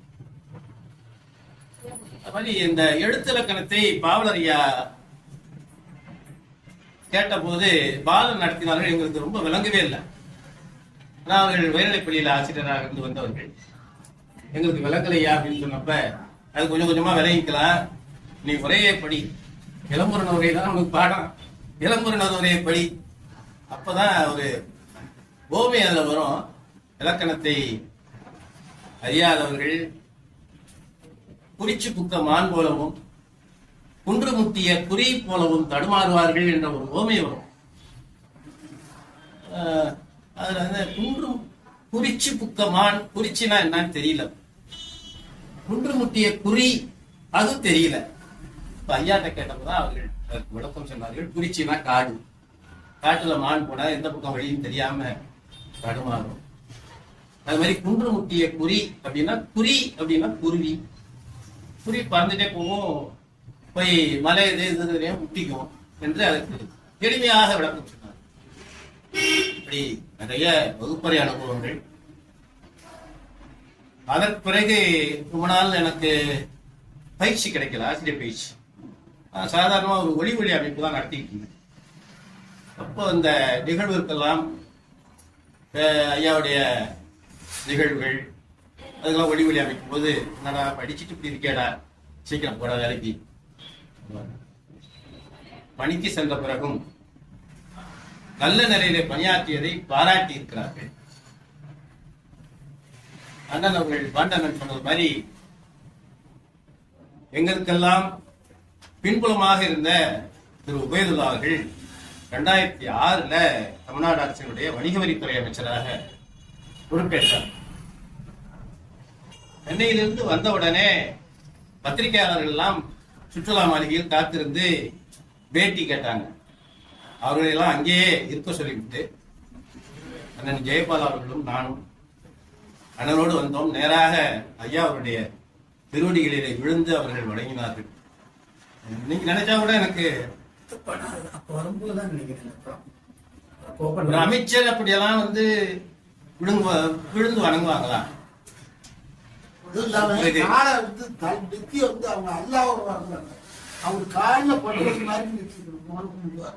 அடுத்தது அன்றைக்கு நார்மன்ற தலைவர் அந்த சுல்தான் அவருடைய சென்று அவருடைய வாழ்த்துக்களை பெற்று பிறகு காங்கிரஸ் அலுவலகம் சென்று அங்கே வாழ்த்துக்களை பெற்று அதற்கு பிறகுதான் சென்றார். அதற்கு பிறகு ஒவ்வொரு ஆண்டினுடைய பிறந்த நாளிலும் ஐயா பாலச்சந்திரன் அவர்கள் ஒரு அழகான வாழ்த்தை எழுதி வருவார்கள். அதுலயும் குறிப்பா சித்திரக்கவி எழுதி வருவார். இன்றைக்கு கூட அதுல 1-2 சித்திரக்கவி இருக்கு, உங்கள்கிட்ட கொடுத்தனான்னு தெரியல. இருக்கு, வேற எதுவும் இருந்தா கொடுங்க. அண்ணனுக்கு எழுதுனது இருக்கு. அப்படி அவர்கள் வரும்பொழுது அண்ணன் அவர்களோட அதுக்கு பிறகுலாம் நிறைய கவிதைகள் கொண்டு வந்திருக்காங்க. அப்ப என்ன செய்வாங்கன்னா, இது மாதிரி உட்கார்ந்துருப்பாங்க. அவர்கள் கொண்டு வந்ததை வாசிப்பதற்கு எழுந்து நின்று வாசிப்பாங்க. உட்காருங்க, உட்கார்ந்துட்டே படிங்க, வாழ்த்து நான் நின்றுதான் வாசிக்கணும் புலவர் என்று வாசித்து கொடுப்பார்கள். ஒரு பூமிநாதன் அவருக்கு சாரதி. அவருதான் வண்டியில கூப்பிட்டுருவாரு, வண்டியில கொண்டாந்து திரும்ப விடுவாரு. அப்படி மாணவர்கள் மீது தன்னுடைய பிள்ளைகளை காட்டிலும் அவர்கள் அதிக அன்பும் அக்கறையும் செலுத்தியவர்கள். நிறைய நிகழ்ச்சிகள் சொல்லலாம், நிறைய பேர் இருக்கிறதுனால. எங்களுடைய வீடு என்னால் 1997 கட்டப்பட்டது. நிறைய திருமணங்கள் எங்களுடைய திருமணங்களுக்குலாம் வந்திருக்கிறாங்க. வீடு கட்டப்பட்டப்ப அவருடைய தலைமையில அண்ணன் கல்வெட்டு இருக்கிறது. 28 ஆண்டுகள் ஆகுது. எங்களுடைய எல்லா நிகழ்ச்சியும் என்னுடைய பிள்ளைகள் பேர பிள்ளைகள் எல்லாம் ரொம்ப அவர்கள் வைத்த மரம் இன்றைக்கு காய்க்கிறது மாங்காய்.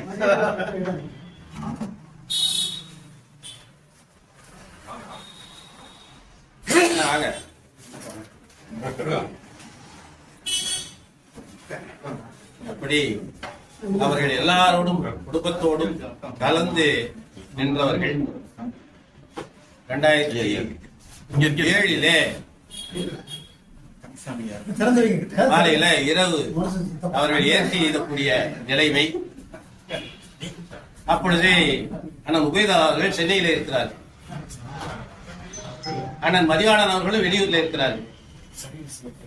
உடனடியாக அங்கிருந்து எங்களுக்கு அறிவுரை வழங்கி நீங்கள் ஆக வேண்டியதை பாருங்கள் என்று சொல்லி கட்சி நண்பர்களை அழைத்து அனுப்பி பார்த்தா ஏகப்பட்ட மழை அனுப்பி உடனே இந்த தேவையான நாற்காலி ஷாமியா எல்லாத்தையும் போட்டு அவர்கள் இரவே வந்துட்டார்கள். பிறகு மதியெல்லாம் வந்தாங்க. மிக அழகாக இந்த இறுதி சடங்குகளை அவர்கள் முன்னிட்டு நடத்தினார்கள். மிகப்பெரிய அளவில் அவர்களுக்கு பாராட்டுகளையும் விருதுகளையும் வழங்கி இருக்கிறார்கள் தஞ்சை முத்தமிழ் மன்றத்தின் சார்பிலே நம் பேதல் அவர்கள். அப்படி அவர்களும் ஐயா அவர்களும் இருந்த அந்த பாசப்பிணைப்பை நாங்கள் எல்லாம் அருகிலிருந்து உணர்ந்தவர்கள். எங்களை எல்லாம் அவர்கள் ஆளாக்கி இருக்கிறார்கள். இன்றைக்கு நாங்கள் எல்லாம் ஒரு நல்ல மாணவர்களை உருவாக்கக்கூடிய ஆசிரியர்களாக இருந்திருக்கிறோம் என்று சொன்னால் பாவலர் பாலசுந்தரம், பேராசிரியர் விருத்தாசலம் ஐயா அவருடைய அந்த வழிகாட்டுதல் தான். 2 நாளைக்கு முன்னாடி கூட 2-3 பாடநூல் கழகத்தில் இருக்கிற பிழைகளை நான் மதிய அவர்களுக்கு அனுப்பியிருந்தேன். ஏன்னா அவங்க அந்த பாடநூலிலே வல்லுநர் குழுவிலே இருந்தார்கள். அப்படி சில ஒற்றுப்பிழைகளை உற்று பார்த்து இதுதான் சரி என்று சொல்லக்கூடிய நெஞ்சுறுதி என்னை போன்றவர்களுக்கு இருக்கிறது என்று சொன்னால் அது ஐயா அவர்கள் போட்ட இலக்கண பயிற்சி என்று சொல்லி அவருடைய நினைவை நாங்கள் என்றும் ஏந்துகிறோம். வணக்கம். தந்தை ஐயா உள்ளிட்ட இத்தனை ஆளுநர்களுக்கு பணிவான வணக்கம். கலைஞர் அரசு பள்ளியிலே பயின்றவன். பள்ளி இறுதி முடித்து ஒரு 6 ஆண்டுகள் மாமா அவர்களிடம் தொழில் கற்று தஞ்சைக்கு வந்தேன். வந்து ஒரு மிகச்சில ஆண்டுகளில் என் தங்கைக்கு திருமணம் செய்ய வேண்டியிருந்தது. அலங்கைமானில் எனக்கு வாய்த்த தமிழாசிரியர்கள் மிகச்சிறந்த ஆசிரியர்கள். அவர்கள் தமிழ் உணர்வு எனக்கு ஆழ்ந்து ஊட்டினார்கள். அதன் காரணமாக பார்ப்பாளர்களை எவரையும் வைக்காமல் தமிழ் திருமணம் நடத்த வேண்டும் என்று உள்ளூரில் உள்ளவர்கள். நான் தஞ்சைக்கு புதிது, அலங்கைமான் கும்பகோணம் எனக்கு அத்துப்படி. இப்போ விசாரித்த பொழுது ஐயா பாவலர் ஐயா சொன்னார்கள். உடனே வந்து வீட்டில் வந்து ஐயாட்ட நான் கேட்டேன். சரி, அதனால என்ன சொல்லி மிகச் சிறப்பாக அந்த திருமணத்தை நடத்தி வைத்தார்கள். பக்கத்திலேருந்து பார்த்தேன், ஒரு பிழை இல்லாம ரொம்ப பொறுப்பா அக்கறையா அந்த பண்ணாங்க. இன்னைக்கு அந்த பொண்ணு சேலத்தில் இருக்கு. அதுக்கு ஒரு பையன் ஒரு பொண்ணு. அந்த பொண்ணை நானே மகளுக்கு எடுத்துக்கிட்டேன். 4 பேரம்பேத்திகள் மிகச்சிறந்த கைராசிக்காரர். அதற்கு பிறகு சில முறை இல்லத்தில் வந்து ஐயாவை பார்த்துருக்கேன். கோபன் ஐயா அவர்கள் வீட்டுக்கு நான் அடிக்கடி சென்றது பழகம். திருக்குறள் தொடர்பில் நகைச்சுவையா பேசுவாரு, நல்லா வாஞ்சையா ஆரம்பிச்சாரு. அங்க சித்திரக்கவி கவியாட்டம்ல இவங்க ஐயா எல்லாம் படமா வச்சிருக்கோம். தேர் மாரி இருக்கும். அதுல ஒரு எழுத்து ஆரம்பிக்க ஒரு விஷயம் படிச்சா எந்த வித தலையும் தட்டாம இருக்கும், சொற்கள் பிழை இல்லாம இருக்கும். அதே மாதிரி பாம்பு, பல்வேறு வடிவங்கள் அவருடைய கவிதைகள் பார்க்கும்போது தஞ்சைக்கு மாத்திரமில்லை தமிழகத்துக்கே கிடைச்ச மிகப்பெரிய சொத்து என்று நான் அவரை கொண்டாடினேன். பல பேருக்கு சொன்னேன். அடுத்தடுத்து நம்ம உறவினர்கள் 2-3 பேர் விழாக்களுக்கு அழைச்சிட்டு போனேன்.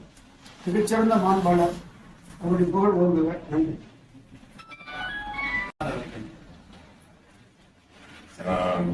பேசி முடித்திருந்தாலும் ஐயா மாரவர்மன் வந்திருக்கிற காரணத்தினால அந்த செய்தி இங்க பலருக்கும் அண்ணனுக்கு தெரிஞ்சிருக்கும், மற்றவர்களுக்கு தெரிஞ்சுக்கிறதுக்கு வாய்ப்பில்லை என்று நான் கருதுகிறேன்.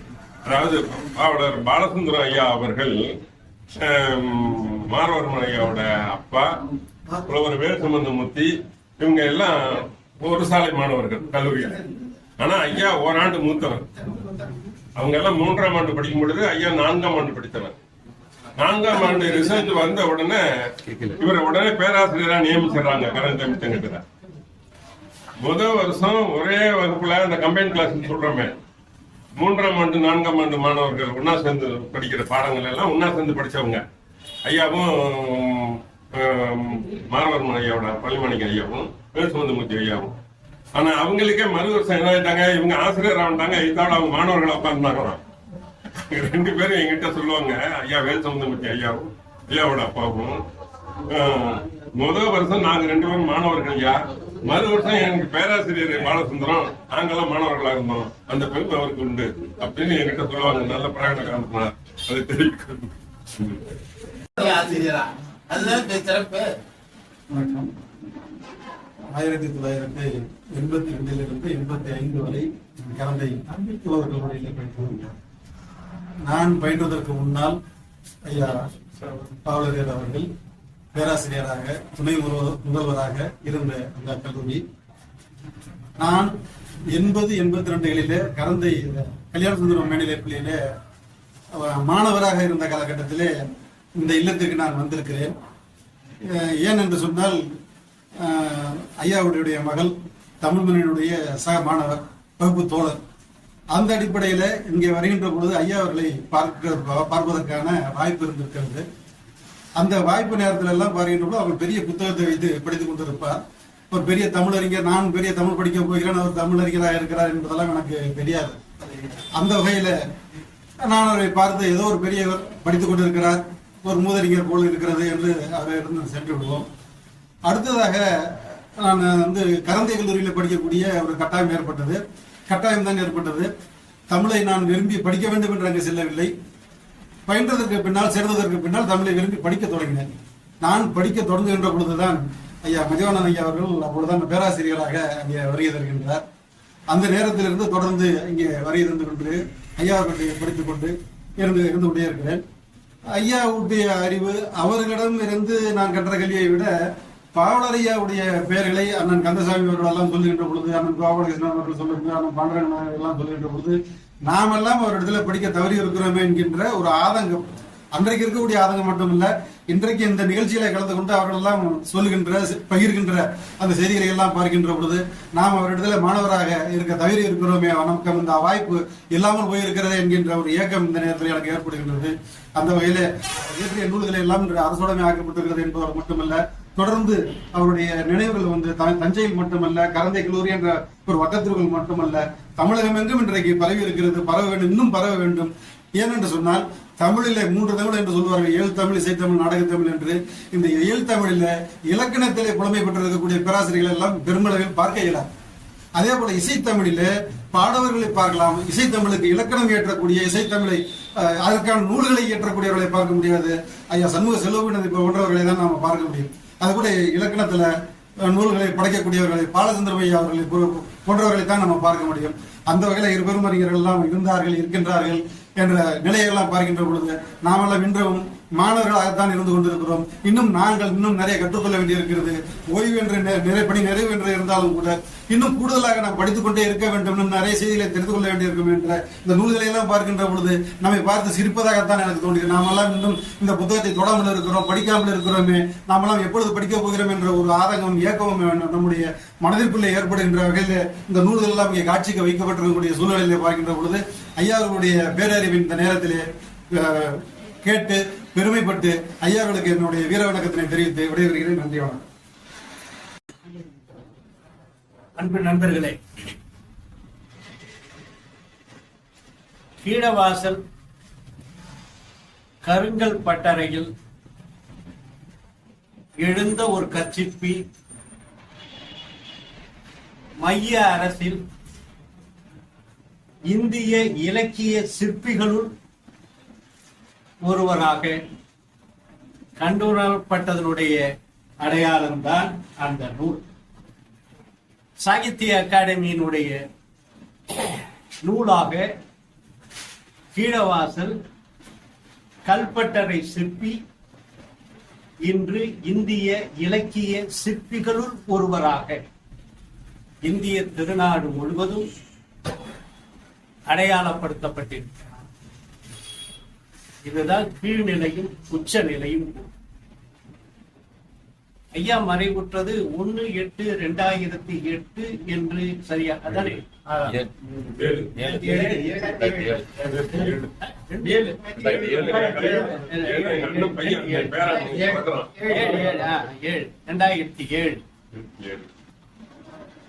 அன்றைய தினம் அதுல கலந்து கொண்ட ஒரு புண்ணியத்தை நான் பெற்றேன். அதற்கு முன்பாக பலமுறை நான் அவர்களை சந்தித்திருக்கிறேன்.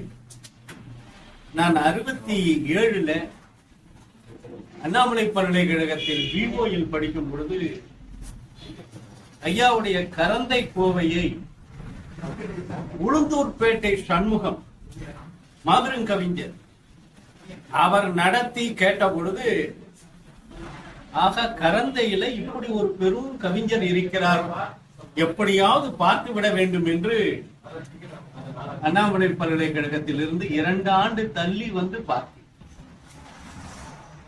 பிறகு நான் படித்து முடித்துவிட்டு பணிகளுக்கு சென்று, நீங்க எல்லாம் மாணவர்கள்,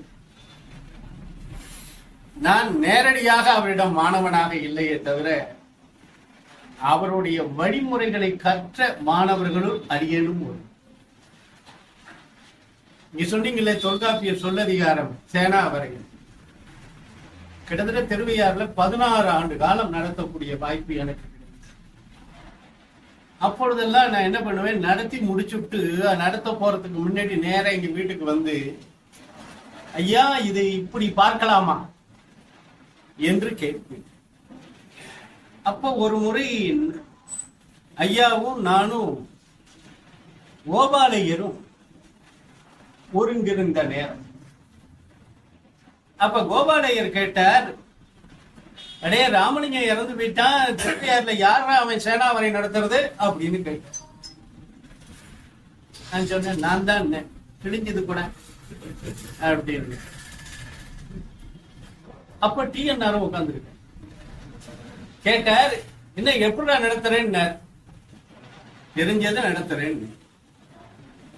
தட்டுப்புடைக்கன் வந்தான், என்னடா இலக்கணம் அப்படின்னு. வினைசை இடம் ஓரளவு படிச்சிருக்க. நான் என்னன்னு விளக்கம் கொடுக்கல, அவர் என்னன்னு விளக்கம் கேட்கல. தட்டுப்புடைக்கன் வந்தான், வினைசை இடம். இந்த குறிப்புகள் எல்லாம் சுருக்கமா அந்த இலக்கண குறிப்புகளை கையாளுற முறை எது? இவற்றையெல்லாம் கற்றவர்களும் அரியனும் ஒரு. இரண்டாவதாக, அவர் ஐயாவோடு பல இடங்களில் ஒன்றாக பயணித்து மேடைக்கு சென்றவர்களும் எனக்கு நிறைய அனுபவம் உண்டு. பல திருமண நிகழ்வுகள், பல கோயில் நிகழ்வுகள், பல சொற்பொழிவு மேடைகள், பல தமிழ் அரங்குகள் ஐயாவோடு சேர்ந்து பயணித்து ஒன்றாக வருவது, வந்து இங்க வீடு வாசல் வரை விட்டு விட்டு செல்லக்கூடிய அனுபவம் எனக்கு ஏராளம். அதுல ஒரு முறை என் மகள் இசையில முதுகலை பெற்று டாக்டர் பட்டமும் பெற்ற பிறகு என்ன செல்வ கணவதின்னு கூப்பிட மாட்டேன். செல்வம், நாளைக்கு கற்பகத்தை நீ அழைச்சிட்டு வரேன்னு. எனக்கு புரியல. அப்ப கற்பகத்தை என் மகளை தமிழ் துறையிலையும் ஒரு MA பட்டதாரி ஆக்கியிருக்கேன், MPhil பட்டதாரியும் ஆக்கிவிட்டேன். அழைச்சிட்டு வரேன்னாரு. வந்த உடனே இந்த இடத்துல உட்கார்ந்து இருந்தோம், 2 பேரும் காலடியில் உட்கார்ந்து. மதிவானம் போச்சுக்க கூடாது. ஒரு செய்தி சொன்னாங்க, ஐயா என் சொத்தை என் புள்ள வாங்கிக்கல, என் சொத்தை என் புள்ள வாங்கிக்கல, கற்பகம் உங்க அப்பா மூலியமா என் சொத்தை நீ வாங்கிக்கணும் என்று சொல்லிவிட்டு இலக்கணத்துறையில என் மகளை PhD பண்ண வழிகாட்டினாங்க. என்ன தெரியுமா தலைப்பு? தொல்காப்பிய இளம்பூரணர் பாவலர் உரை ஒப்பீடு. அது பூண்டி புட்பங்கல்லூரியில ஆத முத்தையன் என்னுடைய அருமை தம்பி, அவருடைய வழிகாட்டுதல்ல என் மகள் ஐயாவிடம் தமிழ் இலக்கணத்தை கற்றார். இன்றைய தினம் பல்கலைக்கழக பணி சார்பாக வெளியே சென்றிருக்கிற காரணத்தினால என்னுடைய வணக்கத்தை செலுத்தி விடுப்பான்னு சொன்னார். அந்த வகையில ஏராளமான பயணித்தவை உண்டு. ஒரே ஒரு செய்தியை சொல்லி நான் நிறைவு செய்கிறேன். அவர் ஐயா பேசும்போது கூட சொன்னார், நான் என்னுடைய பணி ஓய்வுக்கு பிறகு என்னை ஒரு துறையிலே நான் ஈடுபடுத்தி வருகிறேன். அதற்கு வழிகாட்டியவர் மாறவர்மன். அவருடைய மாதந்தோறும் நடத்தக்கூடிய அந்த சொற்பொழிவுல நான் இசைத்தமிழை தவிர வேறு எதுவும் பேச மாட்டேன் என்று உறுதி எடுத்துக்கொண்டேன். அதை பத்தி தான் பேச ஆரம்பிச்சேன், அதை பத்தி தான் ஆய்வு செய்ய ஆரம்பிச்சேன். கிட்டத்தட்ட 18 வருஷம் தள்ளிக்கிட்டு இருக்கு. அந்த ஒரே துறையில செய்ய வேண்டியது. சென்ற வாரம் ஞாயிற்றுக்கிழமை சென்னை திருவான்மியூர்ல ஒரு 1500 பேர் கூடியிருக்கக்கூடிய சபை. கந்தசாமி ஐயா வந்திருந்தார்.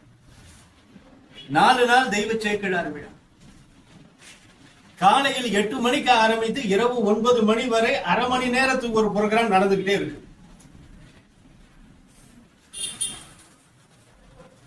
அரங்கு நிறைய அன்பர்கள், ஆய்வாளர். அந்த இடத்துல இசைத்தமிழ் தடத்தில் தெய்வ சேக்கிழார் என்ற என்னுடைய நூலை அவர்கள் வெளியிட்டு அரங்கேற்றினார். இசைத்தமிழ் தடத்தில் தெய்வ சேக்கிழார், பெரிய புராணம் ஒரு இசைத்தமிழ் காப்பியம் என்று எழுதி அந்த நூலை அங்கே அரங்கேற்றினேன். அதுல கலந்துகிட்டவரு நம்ம சிவகுமாரும் கலந்துகிட்டார். அதுக்கு எங்க வேறு ஆணி வேர் எங்க இருக்கு? ஆணி வேர் எங்க இருக்கு? பெரிய புராணம் 4286 பாட்டு. பஞ்சு விருத்தம், களி விருத்தம், களித்துறை, ஆசிரிய விருத்தம், அதுல 30 வகை சந்தம். இந்த 30 வகை சந்தத்தில் 4286 பாட்டு. அதுல தேவார மூவர் சந்தங்கள் 4194 பாட்டு. தேவார மூவர் சந்தங்கள் 4194. சேக்கிழார் மட்டும் படைத்தது 181 பாட்டு தனிச்சந்தம். இதுக்கு மூலம் எங்க இருக்கு தெரியுமா? தொல்காப்பியத்தில் இருக்கிறது.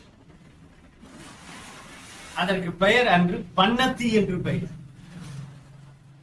பன்னத்தி, பண்ணை நத்தி வருவது, வண்ணத்து பூச்சி, வண்ணத்தை நத்தி வரக்கூடிய பூச்சி வண்ணத்தி பூச்சி. பண்ணை நத்தி வரக்கூடிய பாடல் பன்னத்தி. பெரியோர்களே, ஒரு செய்தி. இந்த பன்னத்திக்கு நம்ம தொல்காப்பிய உரையாசிரியர்கள்லாம் ஒரு சில மேற்கோள்களை கூட்டிவிட்டு சென்று விட்டார். நாட்டுப்புற இலக்கிய சார்புடையது என்று பேராசிரியர், தொல்காப்பிய உரையாசிரியர் பேராசிரியர் விளக்கம் தந்திருக்கிறார்.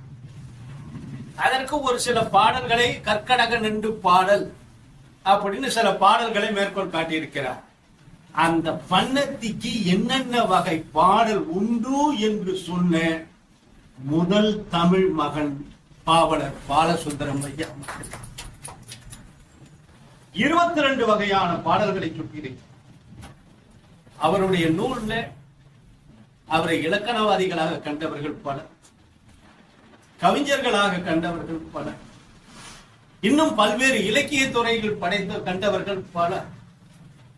நான் வருத்தத்தோடு சொல்வது, அவருடைய இசை பார்வையை சரியாக இந்த தமிழ் உலகம் இன்னும் புரிந்து கொள்ளவில்லை. அவருடைய தென்னூல், அதுல தேவாரத்தில் இருக்கக்கூடிய உமாபதி சிவாச்சாரியாருக்கு பிறகு தேவார கணக்கியலை சொன்ன விபுலானந்த அடிகளாருக்கு பிறகு, வெள்ளைவாரனார் ஐயாவுக்கு பிறகு, பீப்பாக்கா சுந்தரம் ஐயாவுக்கு பிறகு இலக்கண ரீதியாக கொடுத்தவர் பாவலர் பாலசுந்தரம் ஐயா. கொஞ்சம் படிச்சுப்பார். அது என்ன வகையான சந்தம் இருக்கிறது என்று கொடுத்திருக்கார். அந்த சந்த அடிப்படையில் தான் இந்த நூலை நிறுவிவிட்டு வந்திருக்கிறேன். என்ன ஒரு பெரிய வருத்தம்னா, இன்னைக்கு தேடத் தொடங்குகின்ற காலத்தில் வழிகாட்ட நமக்கு ஆள் இல்லை. ரொம்ப வருத்தமான, எங்க அண்ணனை விட்டா இன்னைக்கு வேற வழி. ஏதாவது சந்தேகம்னா நான் அண்ணன்கிட்ட தான் போன் பண்ண வழியில். பன்னத்தி, வண்ணத்து பூச்சி, எத்தனை வகை பாட்டு, பண்ணை எப்படி நத்தி வரும், அதுக்கு சொல்லக்கூடிய தொல்காப்பிய சொல்லக்கூடிய கட்டளை அடிகள் என்னென்ன, அந்த கட்டளை வகை யாப்பு என்ன, அந்த கட்டளை வகை யாப்பு அடிப்படையில் இருக்கக்கூடிய தேவார பாடல்கள் என்னென்ன சொன்னதுதான். என்னமோ கூட உட்கார்ந்து அவரோட படித்ததனுடைய வாசம் பானம் போனாலும் கூட, பானைகள் இருந்து பெருங்காயம் போனாலும் கூட அந்த வாசனை இருக்கிறது மாதிரி கொஞ்சம் கொஞ்சம் ஒட்டிட்டு அதை இந்த உலகத்துக்கு தந்துகிட்டு இருக்கோம். இந்த நாள்ல ஐயாவை வணங்குவதும் ஐயா வழியில பயணிப்பதும், அவர் கொடுத்த அத்தனை வளங்கள்ல நான் ஒரு துறையை மட்டும் எடுத்துக்கொண்டிருக்கிறேன், இசைத்துறையை மட்டும். தென்னூல் விளக்கத்துல அவ்வளவு கொடுத்திருக்கார், கட்டளைகளை பத்தி அவ்வளவு கொடுத்திருக்கார், எல்லா நாட்டுப்புற இலக்கியங்களுக்கும் இலக்கணம் கொடுத்திருக்கார். கும்மி என்றால் எப்படி இருக்க வேண்டும்,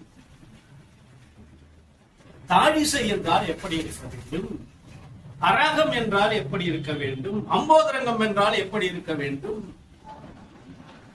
யாரு தேடக்கூடிய எங்களுக்கு வருத்தம் எல்லாம் கிடைக்கும் பொழுது அந்த தென்னூலை வாங்கி மதிவான மூலியமா தான் வாங்கினேன். வாங்கி அதை படிச்சுக்கிட்டு அந்த வகையில தான் நாங்க இப்ப பயணிச்சுட்டு இருக்கோம். அடுத்தது அவர் சொன்ன வண்ணம், தொல்காப்பியர் சொன்ன 20 வகை வண்ணம், அதுக்கு பாவலர் சொல்லக்கூடிய வண்ண இலக்கணங்கள், அந்த வண்ண இலக்கணங்கள் அடிப்படையில் இப்ப அடுத்த ஒரு நூல் இசைத்தமிழ் தடத்தில் திருப்புகழ் உதயமாகிறது. இதை ஐயாவுக்கு இந்த நல்ல நாளிலே அவருடைய திருவடிகளில் காணிக்கையாக்கி வணங்கி வாய்ப்புக்கு நன்றி கூறி முடிக்கிறேன். நன்றி. எண்ணிய முடிதல் வேண்டும், நல்லவே எண்ணல் வேண்டும், திண்ணிய நெஞ்சம் வேண்டும், தெளிந்த நல்ல அறிவு வேண்டும், பண்ணிய பாவம் எல்லாம் பருதிமண் பணியை போல நன்னியனின் முன் நசித்தல் வேண்டுமல்லாய் என்று பாரதி தன் தாயை வணங்கியதைப் போல நானும் என ஈர்ந்த தாயும் என்னை வளர்த்து ஆளாக்கி அன்பு என்னை பொறுத்த மட்டில் இன்று ஒரு முக்கியமான நாள்.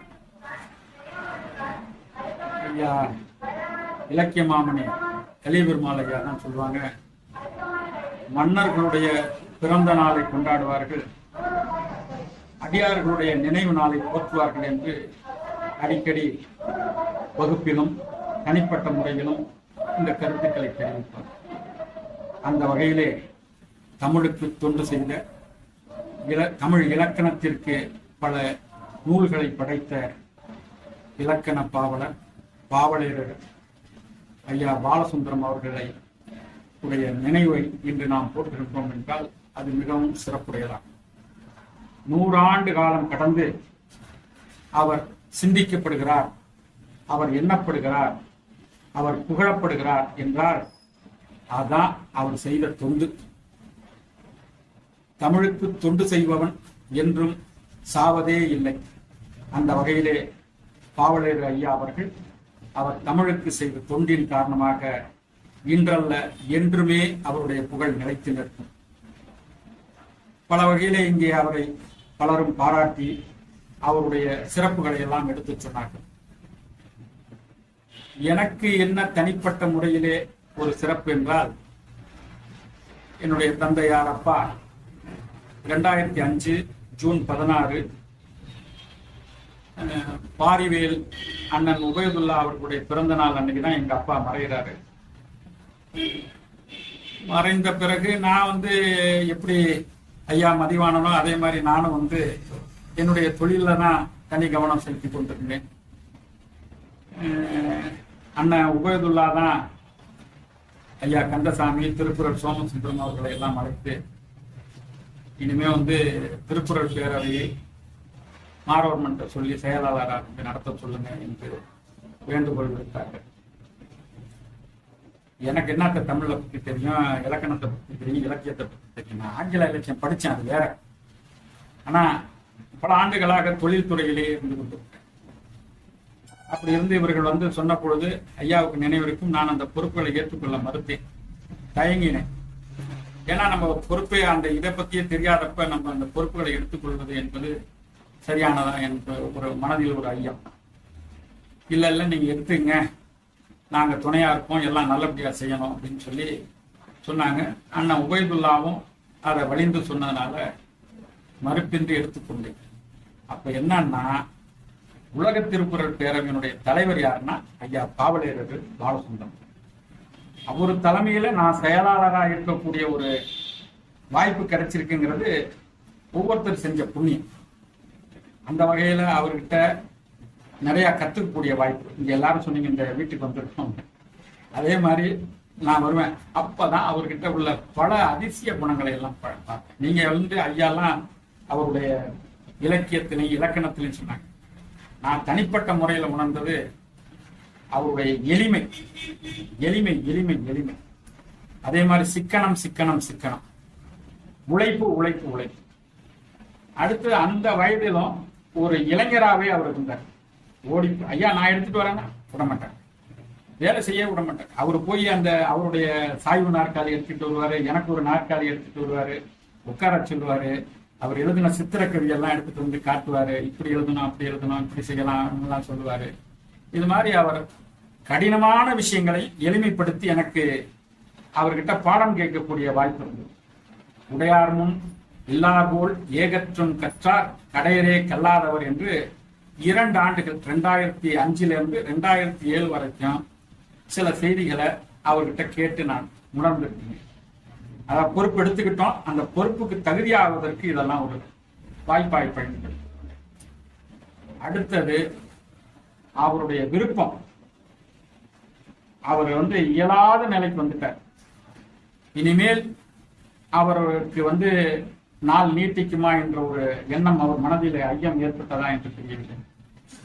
அப்போ என்ன பண்ணாரு, எதிர்பாராத விதமாக அன்று நான் வர்றேன், அங்க ஐயா கலிபெருமாள் வர்றாங்க, கந்தசாமி ஐயா வர்றாங்க, புலவர் கோபாலகிருஷ்ணன் வர்றாங்க, அண்ணன் உபயதுல்லா வர்றாங்க, வேறு யாரும் இருந்தோம்னா அன்னைக்கு அவ்வளவு பேர் வர்றப்ப அவர் அவர் திருக்குறளுக்கு எழுதிய உரை, அதுக்கு முன்னாடி எழுதினதெல்லாம் பின்னாடி அச்சா இருக்கலாம், நான் படித்தேன். ஐயா மிக அழகாக அவருடைய தந்தையாரை பற்றி சாகித்ய அகாடமியில் நல்லா எழுதியிருக்கீங்க. உண்மையிலேயே அது நான் கொடுத்த உடனே படித்த செய்திகள் எல்லாம் இன்னும் ரொம்ப நல்லா பதிவு பண்ணியிருக்கீங்க. அதுல இந்த திருக்குறள் புத்தகம் தான் அதற்கு தெளிவுரை எழுதியிருக்கிறேன், அதற்கு செய்ய வேண்டும் என்று கேட்டுக்கொண்டார். உலக திருக்குறள் பேரவை வெளியீடாக வர வேண்டும். அது குறிப்பிட்ட நாளுக்குள்ள நம்ம விரைந்து செயல்பட வேண்டும் என்ற ஒரு திட்டம். கால நெருக்கடி. அவரு அண்ணன் உபயதுல்லாட்ட இத நீங்க உங்க கையால மாறன்ட்ட கொடுத்துருங்கன்ட்ட மாறவர்மன் வாங்கிக்கிட்டு இதை எப்படி செய்வது அப்படிங்கறதெல்லாம் ஒரு பெரிய இது இருந்தப்ப, எங்கெல்லாம் தமிழ் மணக்குமோ அங்கெல்லாம் கந்தசாமி இருப்பார். இது நான் சொன்னதில்ல, அவருக்கு கிடைத்த இளங்குமரனாருடைய கூற்று. இன்னைக்கு இந்த நிகழ்ச்சி நடக்குதுன்னா அதற்கு காரணம் அவர் தான், அதுல எந்த மாற்று கருத்தும் இல்லை. அவர் ஒரு எல்லாருக்குமே தூண்டுகோலாக, தமிழறிஞர்களுடைய குழந்தைகள் எல்லாம் ஒன்று இணைக்கக்கூடிய ஒரு பாலமாக, நட்பாக, தமிழ் உறவாக இருந்து கொண்டிருக்கின்றார். அவர் சொன்னார் நம்ம செஞ்சிருவோம் அப்படின்னார். அப்புறம் ஐயா கலியபெருமாள், அரமண்ணன், கோப்பண்ணா இவங்கெல்லாம் இணைந்து இரவு பகல் பாராம அதை தட்டச்சு செஞ்சாங்க. அந்த தட்டச்சு செய்யற வேகத்துக்கு இவங்க மெய்ப்பு பார்த்தாங்க. அதுக்கு வண்ண அட்டை எப்படி வரணுங்கிறதெல்லாம் திட்டமிட்டப்ப, இந்த வண்ண அட்டை மாதிரி வேற அட்டைகள் பல வந்திருக்கலாம், ஆனா இது ஒரு சிறப்பு. இதுதான் முதல்ல அந்த திருவள்ளுவர் ஒரு விளக்கின் ஒளியில இருக்கிறாப்புல ஒளியாக காட்சி தரக்கூடிய அந்த இதுல அந்த அண்ணன் உபயதுல்லா தான் திட்டமிட்டாங்க. எல்லாமே குறுகிய காலத்துல விரைந்து செயல்பட்டது. முடிந்த வரைக்கும் பிழை இல்லாம அந்த நேரத்துல கொண்டாந்து ஆகஸ்ட் 1ஆம் தேதி, ஒரு வாரம் இருக்கும்னு நினைக்கிறேன், ஒரு வாரம் இதற்காகவே ஒரு சிறப்பு கூட்டம் உலக திருக்குறள் பேரவையில இந்த நூல் வெளியீட்டு விழா மாலையில வச்சிருந்தோம். மகிழ்வுந்துல ஏறி வர முடியாத ஒரு சூழல் எல்லாம் இருந்தப்பையும் அதற்காகவே திட்டமிட்டு எப்படியெல்லாம் அண்ணா உபயதுல்லாவை பற்றி சொல்ல வேண்டிய, அவர் ஒரு இலக்கிய ஆர்வலர். அந்த இலக்கியத்தின் மீது அன்பு கொண்டவர்களை எப்படி சிறப்பிக்க வேண்டும் என்று அவருக்கு அந்த இதுல அவரை அழைச்சிட்டு கொண்டு போய் விடுறதுக்காக ஒரு குழுவை ஏற்பாடு பண்ணியிருந்தாங்க. அழைச்சிட்டு வந்தாங்க. அவரால் பேசலாம் முடியல. நல்லா வந்தாங்க, நூலை வெளியிட்டாங்க, மாலை போட்டோம், எல்லாம் மரியாதையெல்லாம் செஞ்சோம். இருகரம் கூப்பி வணங்கிட்டு போனாங்க. இருகரம் கூப்பி வணங்கிட்டு போனாங்க. அதான் அவங்க கலந்துகிட்ட நிறைவு நிகழ்ச்சியாக இருக்குங்கிறது. உலக திருக்குறள் பேரவையின் தலைவராக இருந்து ஒரு திருக்குறளுக்கு உரை எழுதி, அதுவும் நல்ல உரை. நீங்க எத்தனை உரைகளை படித்தாலும் ஐயாவுடைய உரையில் எளிமையும் தெளிவும் நல்ல கருத்துக்களும் அடங்கிய உரை இது. இந்த நேரத்தில் ஒன்னே ஒண்ணு குறிப்பிடுறேன். உலக திருக்குறள் பேரவையில அடிகளார் அவர்கள் சென்னையில முத்தமிழறிஞர் டாக்டர் கலைஞர் அவர்களுக்கு பாராட்டு விழா நடத்துகிறார். அவருக்கு ஒரு பட்டமும் கொடுத்து ஒரு சிறப்பு நிகழ்ச்சி நடக்கின்றது. ஐயா கந்தசாமி எல்லாம் என்னோட வந்திருந்தாங்க. இலக்கிய பேரொழிங்கிற விருது கொடுத்தார். அந்த சிறப்பான நிகழ்ச்சியில ஒரு 5-6 பேருக்கு மட்டும் மேடையில ஏறி அவருக்கு சிறப்பு செய்யக்கூடிய நிகழ்ச்சி செஞ்சிருந்தாங்க. எல்லாரும் முதல்வருங்கிற முறையிலையும் ஒரு தமிழ் காவலருங்கிற முறையிலையும் அவருக்கு சிறப்பான பரிசுகள்லாம் கொண்டு போயிருந்தாங்க. நான் என்ன பரிசு கொண்டு போயிருந்தேன் தெரியுமா? பாவலர் ஐயா எழுதிய திருக்குறள் புத்தகத்தை தான் நான் எடுத்துட்டு போனேன். ஐயா கிட்ட காமிச்சேன். அத எல்லாத்தையும் வாங்கினார் கலைஞர், கொடுத்துட்டார். ஆனா இந்த புத்தகத்தை வாங்கினோன்னு ஐயா பாவலர் எழுதின புத்தகமா திருக்குறள் புத்தகமா அப்படின்னு அந்த ஒரு நிமிடத்திலே எதை பார்க்கணுமோ பார்த்தார். பார்த்துட்டு உடனடியா பின்னாடி திரும்பி சண்முக சுந்தரத்தை இத நாளை மறுநாளோ என்கிட்ட கொடுங்க அப்படின்னு சொல்லி கேட்டு வாங்கிட்டாரு. என்னகிட்டயும் ஒரு நிமிடம் பேசினார். அது இந்த வாய்ப்பு என்னன்னா அவர் ஐயாவுடைய திருக்குறள் உரை தான் அந்த நேரத்துல இருக்குங்க. இப்படி எளிமையின் உருவமாக இருந்து ஐயா செல்வ கணபதி சொன்ன மாதிரி ஒரு கல்பட்டறையில் இலக்கண சிற்பியாக தோன்றி இன்று சமுதாயத்தினுடைய பயன்படக்கூடிய தமிழ் இலக்கணத்திற்கெல்லாம் பல உரைகளை கொடுத்தார். அதே மாதிரி இந்த திருக்குறள் உரையை பத்தி நான் சொல்றப்ப பின் அட்டையில அவரை பத்திய கருத்து யார் சொல்லணும் அப்படின்னு கேட்டப்ப வேறு யாரும் வேண்டாம், விருத்தாச்சலம் ஐயா தான். அந்த ஐயா அங்க இருந்தாங்கன்னு நினைக்கிறேன். அந்த 10 வரிகளை எழுதுறதுக்கு ஐயா எடுத்துக்கிட்ட முயற்சி கடும் முயற்சி. அந்த 10 வரிகளை படித்து பார்த்தால் பாவலர் ஐயாவுடைய எல்லா தெரியும். இந்த திருக்குறள் புத்தகம் எங்களுடைய உலக திருக்குறள் பேரவை வெளியீடாக வருவதற்கு பாவலர் ஐயா அவர்கள் துணை விரும்பினார்கள். அதை நிறைவு செய்தோம். ஐயா மதிவாணன் இன்னைக்கு எதுவும் சத்தம் போடாம, அப்பா மாதிரியே தான் சத்தம் போடாம, யாருக்கும் தொந்தரவு கொடுக்காம அவருடைய பணிகளை செய்யறது அவருடைய இயல்பு. எளிமையாக்கம் அதெல்லாம் என் உள்ளத்தை கவர்ந்தது. எதை பத்தியும் கவலைப்பட மாட்டார். நடக்கிறது நடக்கட்டும்னு இருப்பாரு. அவருடைய முயற்சி இன்னைக்கு வெளியில தெரியாம பல முயற்சிகளை செய்து கொண்டிருக்கின்றார். இந்த முயற்சி தொடரட்டும். நாங்கள் எல்லாம் உங்களுக்கு என்றும் துணையாக இருப்போம். எனக்கு இந்த நல்ல வாய்ப்பை கொடுத்து என் மனதில் தோன்றிய சில நல்ல கருத்துக்களை எல்லாம் உங்களோடு பகிர்ந்து கொள்வதில் ரொம்ப மகிழ்ச்சியா இருக்கு. இந்த எங்கடா இந்த திருக்குறள் புத்தகத்தை பத்தி முழுமையா சொல்லணும்னு நினைச்சனோ அதை முழுமையா சொல்லிட்டேன்.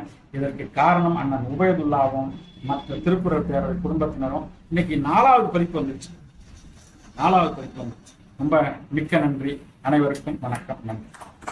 ராமாயணத்துலதான் அதை சொல்லணும்னு இருந்தா அது எப்படியோ மறந்து போச்சு. கம்பராமாயணத்துலதான் ராமன் லக்ஷ்மணனை பத்தி படிச்சிருக்கோம். நிகழ்காலத்துல நான் எத்தனையோ பேர் பார்த்திருக்கேன். ஆனா உண்மை சகோதரர்கள்னா என்னுடைய பெரிய மாமாவும் சின்ன மாமாவும் தான். மிகப்பெரிய எடுத்துக்காட்டு. ராமன் என்ன விரும்புறாரோ அதை லட்சுமணன் எப்படி செயல்பட்டாரோ, எங்க மாமா சண்முக சுந்தரம் எண்ணத்தை எங்க சின்ன மாமா அன்பழகன் எப்பொழுதுமே நிறைவேற்றுவாங்க. அவங்களுடைய எண்ணமெல்லாம் இங்கதான் இருக்கு. அவங்க சின்ன மாமாவை நீங்க அவசியமா போய் இதுல கலந்துக்கிட்டு வரணும்னப்ப பல நிகழ்ச்சிகள் இருந்தாலும் அதெல்லாம் விட்டுட்டு தமிழ் குடும்பங்கிறதுல அவங்க இன்னைக்கு வந்திருக்கிறாங்க. அது ரொம்ப அந்த செய்தியை தெரியப்படுத்தணும்னு நினைச்சேன். தொடக்கத்திலேயே விடுபட்டு போச்சு, இப்ப தெரியப்படுத்திட்டேன். எனக்கும் ஒரு ஆசை என்னன்னா, இந்த ராமன் லட்சுமணன் அவங்க கூட இதாயிடும். எங்க பெரிய மாமாவும் சின்ன மாமாவும் நட்பு உறவுல எவ்வளவோ பிரச்சனைகள் இருக்கு. இந்த பிரச்சனைகளை தாங்கிக்கிட்டு அந்த உறவு தான் பெருசு. அந்த அண்ணன் தம்பி உறவு எந்த வகையிலும் ஒரு இலக்கணமா தான் இருக்கணுங்கிறதுக்கு 2 பேரும் எடுத்துக்காட்டு. அப்படி தமிழ்நாட்டில் இருக்கக்கூடிய அவங்க பேரன் தான் அவங்களை பற்றிய வாழ்க்கை விட்டு போறது அப்படிங்கிற மாதிரி சிலது ஒரு 32 பேர் சேர்த்துக்கலாம். உங்களுக்கு யாராவது அப்படி தெரிஞ்சிருந்தா கொஞ்சம் தகவலா அடுத்ததுல நீங்க சொல்லலாம். அண்ணனோட படித்த பொன்னியோட அதே போல அண்ணனோட படித்த நம்ம ஈரோடு தமிழன்ல இன்னைக்கு இருக்கக்கூடிய நம்ம மாணிக் தாக்கூருடைய அப்பா பகீரத நாச்சியார், அதே போல ராமநாதபுரத்துல அர்ஜுனன், பள்ளிகொண்டாவில் இருக்கக்கூடிய மோகன்குமார், என்னுடைய அருமை வகுப்பு தோழர் கடவுள் மணிமாறன், இறந்து போன தீபா சண்முகம், கருவுடு மலேசியாவில்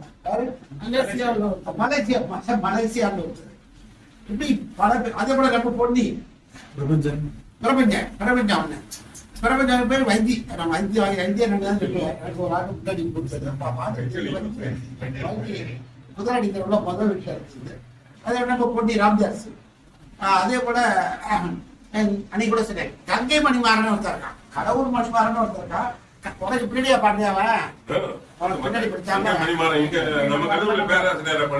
இருந்தாலும் இப்ப நீ பார்த்தா அங்க பேசலாம். நிறைய படிமன்றத்துக்கு கங்கை மணிமாறன் நம்ம பாவடைய மாணவர்கள் தான். இது போல பல. அதே போல அதே போல உடையார் பாலத்தில் இருந்தவங்க தான் எனக்கு தெரிஞ்சு 4 பேர். ஒருத்தர் இளமதி ஜானி நாராயணன் அப்பா, அவங்க எல்லாம் 1944 ஐயாட்ட படிச்சோம். அதே போல ராமசாமி காட்டுப்பிடிங்க பக்கத்து ஊர், இவங்க எல்லாம் அப்பயே காவிரில பாடல. அப்ப நீச்சி வந்து பாடம் கேட்டுட்டு ஆசிரியா இருந்தாங்க. 2 ஆசிரியா இருந்து ஊதியம் இல்லாவிட இப்ப போட்டுட்டு வந்து படிச்சோம். ஐயா தான் எல்லாமே. அப்ப அவங்க சொல்றத பாத்தீங்கன்னா தெரியும். ஐயா ஒரு வேட்டி தான் கட்டியிருப்பாங்க. ஐயா வந்து ஒரு வேட்டி தான் கட்டிருப்பாங்க. நார்மல் வேட்டி தான் 1 தான் வச்சிருப்பாங்க. அதனால நாங்க மாணவர்களா இருக்கிற நாங்க தெரியாம கொண்டு வந்து பாரியக்காவல் வேட்டின்னு சொல்லுவாங்க அந்த காலத்துல. அதை வாங்கிட்டு வந்து நேரம் கொடுத்தா ஐயா ஏதாவது தப்பா நினைச்சுவாங்கன்னா வீட்டுக்குள்ள வச்சு கொடுத்துருக்கோம். அப்படின்னு அதை பின்னாடி அப்படியாமான்னா இளமதி ஆமா அது இன்னைக்கும் சரி அப்பா அப்பான்னு தான் சொல்லும். அப்பா வாங்க மாட்டாங்க, அப்பாவுக்கு இது வந்து சிறுமைப்படுத்தும். அதனால எங்க அப்பா அவரு கடையார் நாயுடு வரல, ஆனா நாயுடு போட்டுக்க மாட்டாரு, எல்லாம் பெரியார் பிள்ளை உண்டாவுங்க. அதே மாதிரி அவரு. அதே மாதிரி ராமசாமி ஐயா எனக்கு விடைத்தாள் திருத்துற மையத்துல எனக்கு தலைமை தேர்வாளராக இருந்தார். அப்புறம் நாங்க போனோடனே நான் என்ன கேட்பேன், யார் கலந்து கல்லூரி போனார்கள் அப்படின்னு ஒவ்வொரு அறையா போய் தேர்த்துருவோம், சென்று தேர்த்துருவேன். அப்பா அப்படி எனக்கு ராமசாமி ஐயா அவங்க சொன்னாங்க. அது பிறகு ஐயா நல்லா இருக்காங்களா நல்லா இருக்காங்களா அப்படின்னு. அவர் அரியலூர் பள்ளியில மேல்நிலை பள்ளியில அவர் தமிழாசிரியர் பெரியார் வெளியே சாமியெல்லாம் பெரியார் கொண்டு வந்தவர். சரி நான் முடிச்சுட்டு இந்த விடுமுறையிலேயே வரேன் சாமி, எனக்காக எனக்கு வீடெல்லாம் இப்ப தெரியல, எல்லாம் மறந்து போச்சோம். அதே போல அப்பெல்லாம் இதெல்லாம் இல்லை.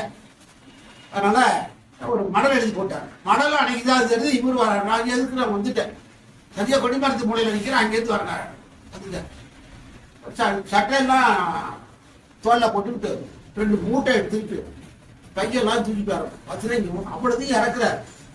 அங்கேருந்து வந்து அரியலூர் அந்த வண்டியில் இறங்கி ஐயா என்னையா எல்லாம் பாடம் இருக்குதான், ஒரு கூட ஒரு சாக்கடை அறையா மாம்பழம் வேட்டி அதெல்லாம் பேரு விடும். 2 குட்டி சாக்கு ஒரு பெரிய சாக்கு இல்லையா தூக்கிட்டு. அப்ப எல்லாம் ஆட்டம் கிடையாது வண்டியில, அதனால ஒண்ணு இல்ல.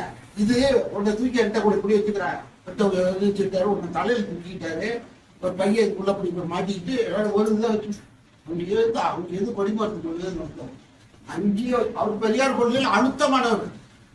அவங்க வந்து இறங்கினாரு. ஐயா ஈஸியார் உட்காந்துருப்பாங்களா, அங்கேருந்து ஐயா தாங்க வச்சுட்டு ஐயா மாணவர் ஐயா ராமசாமி ஐயா ராமசாமி வந்திருக்கா அரியலூர் பக்கம் இல்லாவே அப்படின்னு அவங்க அந்த வழியில அந்த மூட்டையெல்லாம் அப்படியே வச்சுட்டு என்னது இதெல்லாம் அப்படியா ஒன்றும் இல்லையா அப்படின்னா வந்து அப்படி நடிஞ்சு அப்படியே கால் இது என்ன உங்களுக்கு ஐயா அப்படின்னு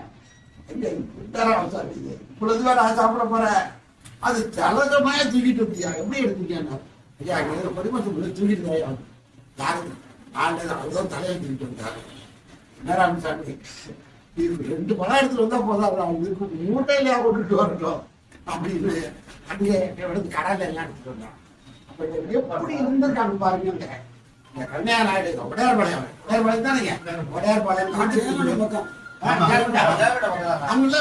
அவங்களே சிறந்த கவிஞர்கள் மறந்துடக்கூடாது. அந்த கவிஞர் வரிசையில் வருவார், எல்லாம் மரபு கவிதை தான் எழுதுவாங்க. அப்பயே அவங்களே எழுதி காட்டுவாங்க. நூல் போடுறதுலாம் கொண்டாந்து ஐயாட்ட தான் கொடுத்து திருத்த வச்சுட்டு இருக்காங்க.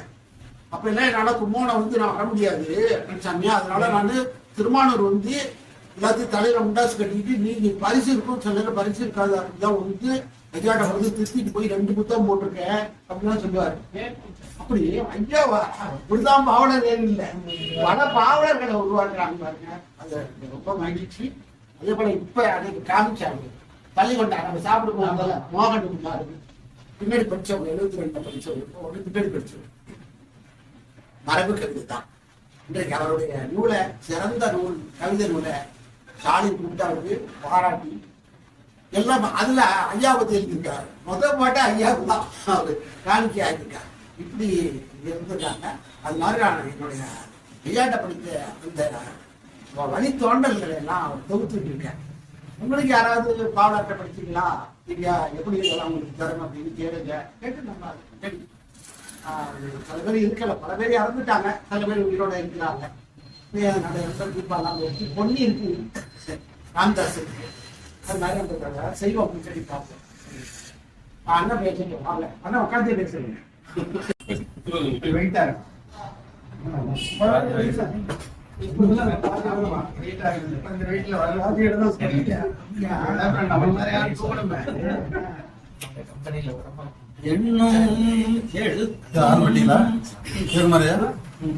எழுத்தில் கனிந்த இயலிசையும் பரதமும் பாவகையும் படித்து அளித்து எம் கண்ணும் மனமும் கருத்தும் இனி கலந்தையிலே மலரடி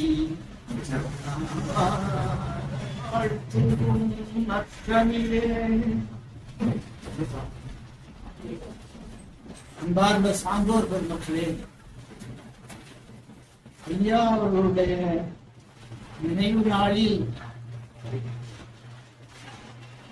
இந்த காலத்தில் அகத்தியரிடம் இருந்த 12 மாணாக்கர்களை போல இங்கு அமர்ந்திருக்கக்கூடிய உங்களை பார்க்கும் போது எனக்கு அந்த நினைவுதான் வருகிறது. எவ்வளவு பெரிய சான்றோர்! 1954 இருந்து 1958 வரை கலந்தை தமிழ் சென்ற மாணவனாக நான் இருந்த காலத்தில் ஐயா அவர்களுடன் அவர்களிடம் நாங்கள் பயிலாத பாடங்கள் எதுவுமே இல்லை என்று சொல்லக்கூடிய அளவிற்கு பல வகையான கருத்துக்களை எங்களுக்கு பயிற்சியவர். இயல் தமிழ் தெரியும், இசைத்தமிழ் புரியும், நாடகத் தமிழை நன்கு அறிவார், முத்தமிழிலும் வல்லவர், இலக்கிய சிற்பி என்று அதிலே போட்டிருக்கிறார்கள். எங்களை எல்லாம் சொல்லுவார்கள் இலக்கிய சிற்பி, இலக்கண சிற்பி. ஐயாராம் மெய்யாக இலக்கியமும் பெற்றவர், சிற்பக்கலையிலும் தேர்ந்தவர். எனவே அந்த இலக்கிய சிற்பி என்கின்ற அந்த தொடருக்கு 150% பொருத்தமான ஒரு ஒப்பற்ற மேதை ஐயா அவர்கள்.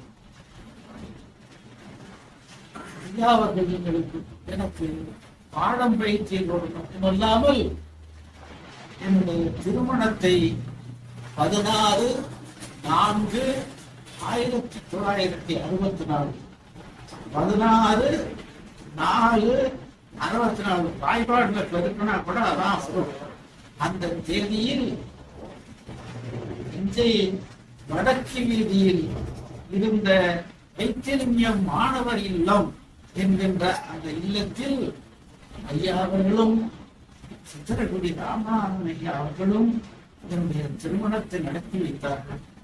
என்னுடைய வாழ்வுக்கு வழிகாட்டியவரும் அவரே, எனக்கு வாழ்வு அமைத்து கொடுத்தவரும் அவரே. நான் இன்றைய தினம்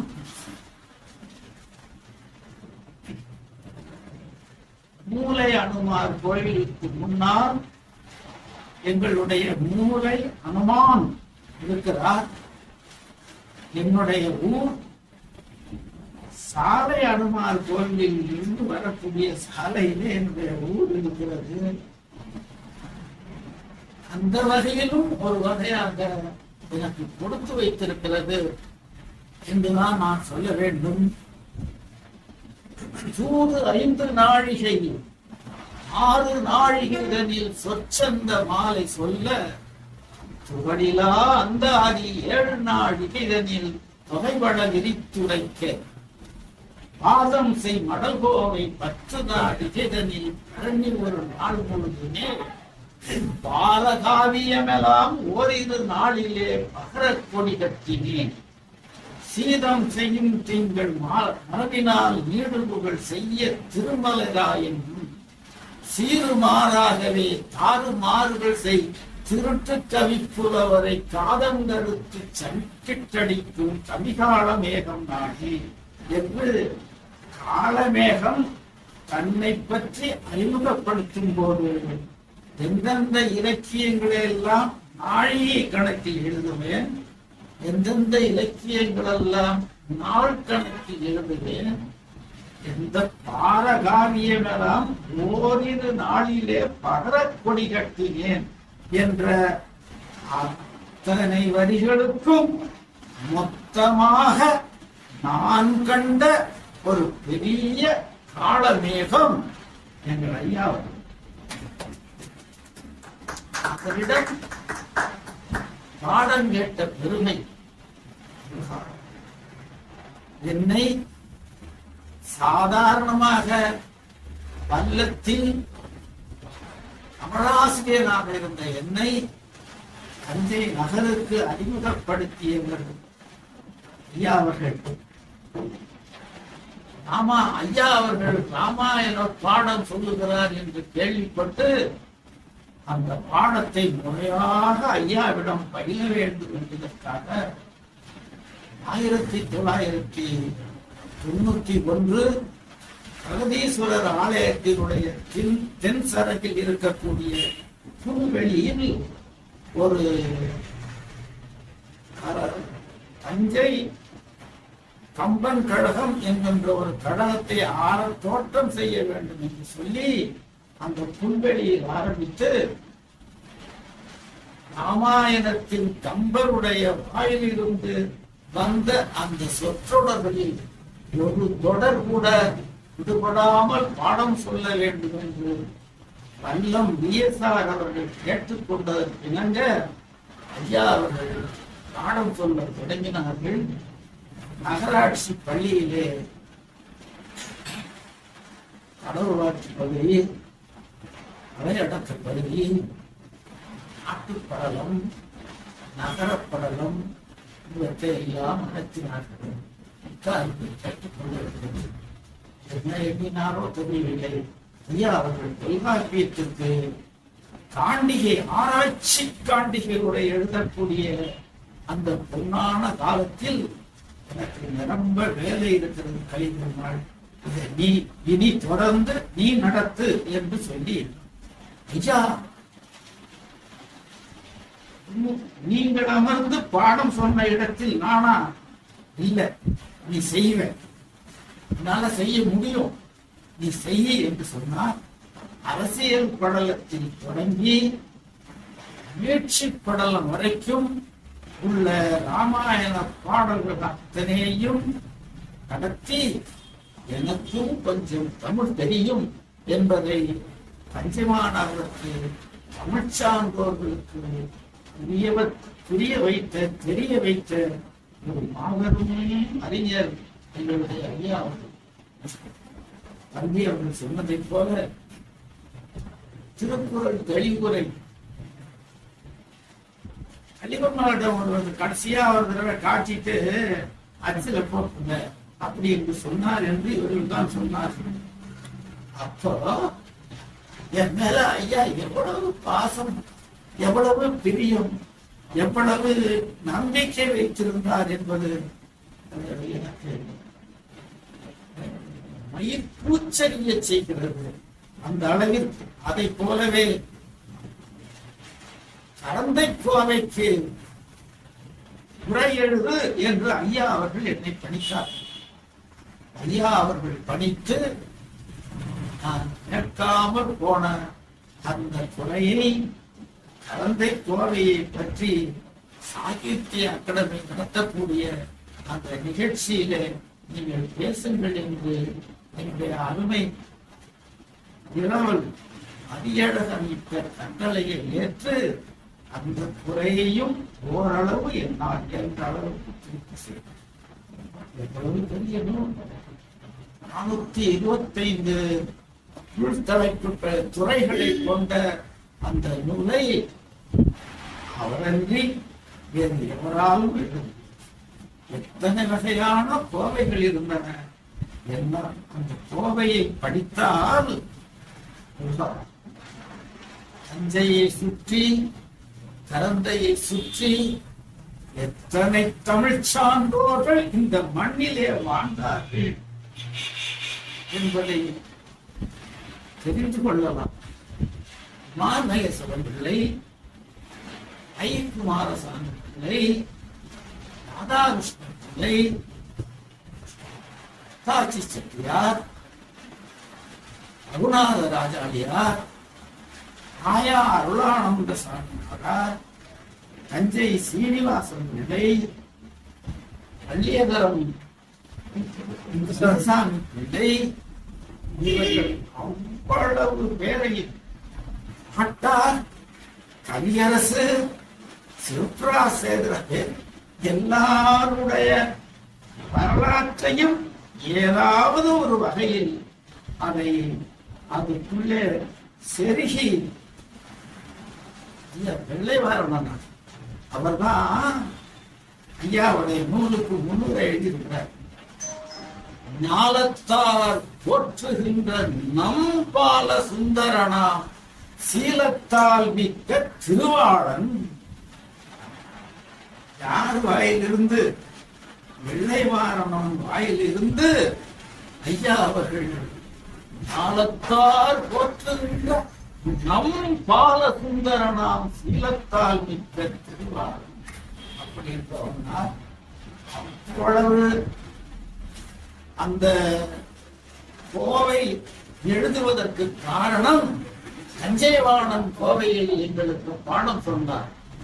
அப்போது கோவைக்குரிய இலக்கணமாக கட்டளை கலித்துறையை பற்றி ஐயா அவர்கள் சொன்னார்.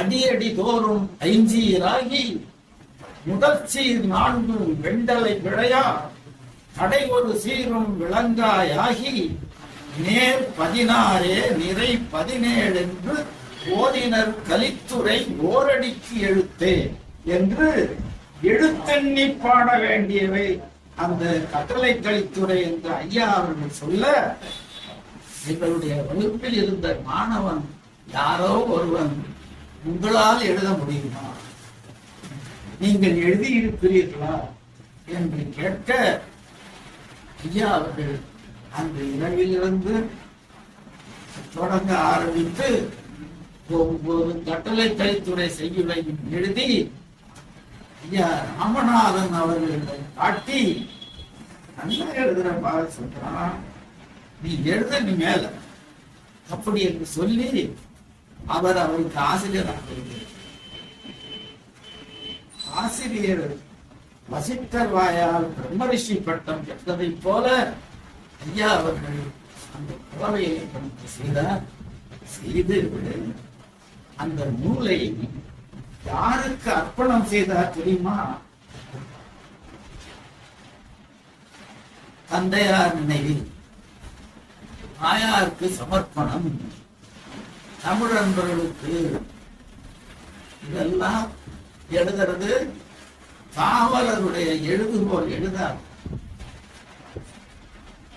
அவர் சொன்னார், தாயாய் அருள் சுரக்கும் சங்கத்து அமிழ்தூட்டி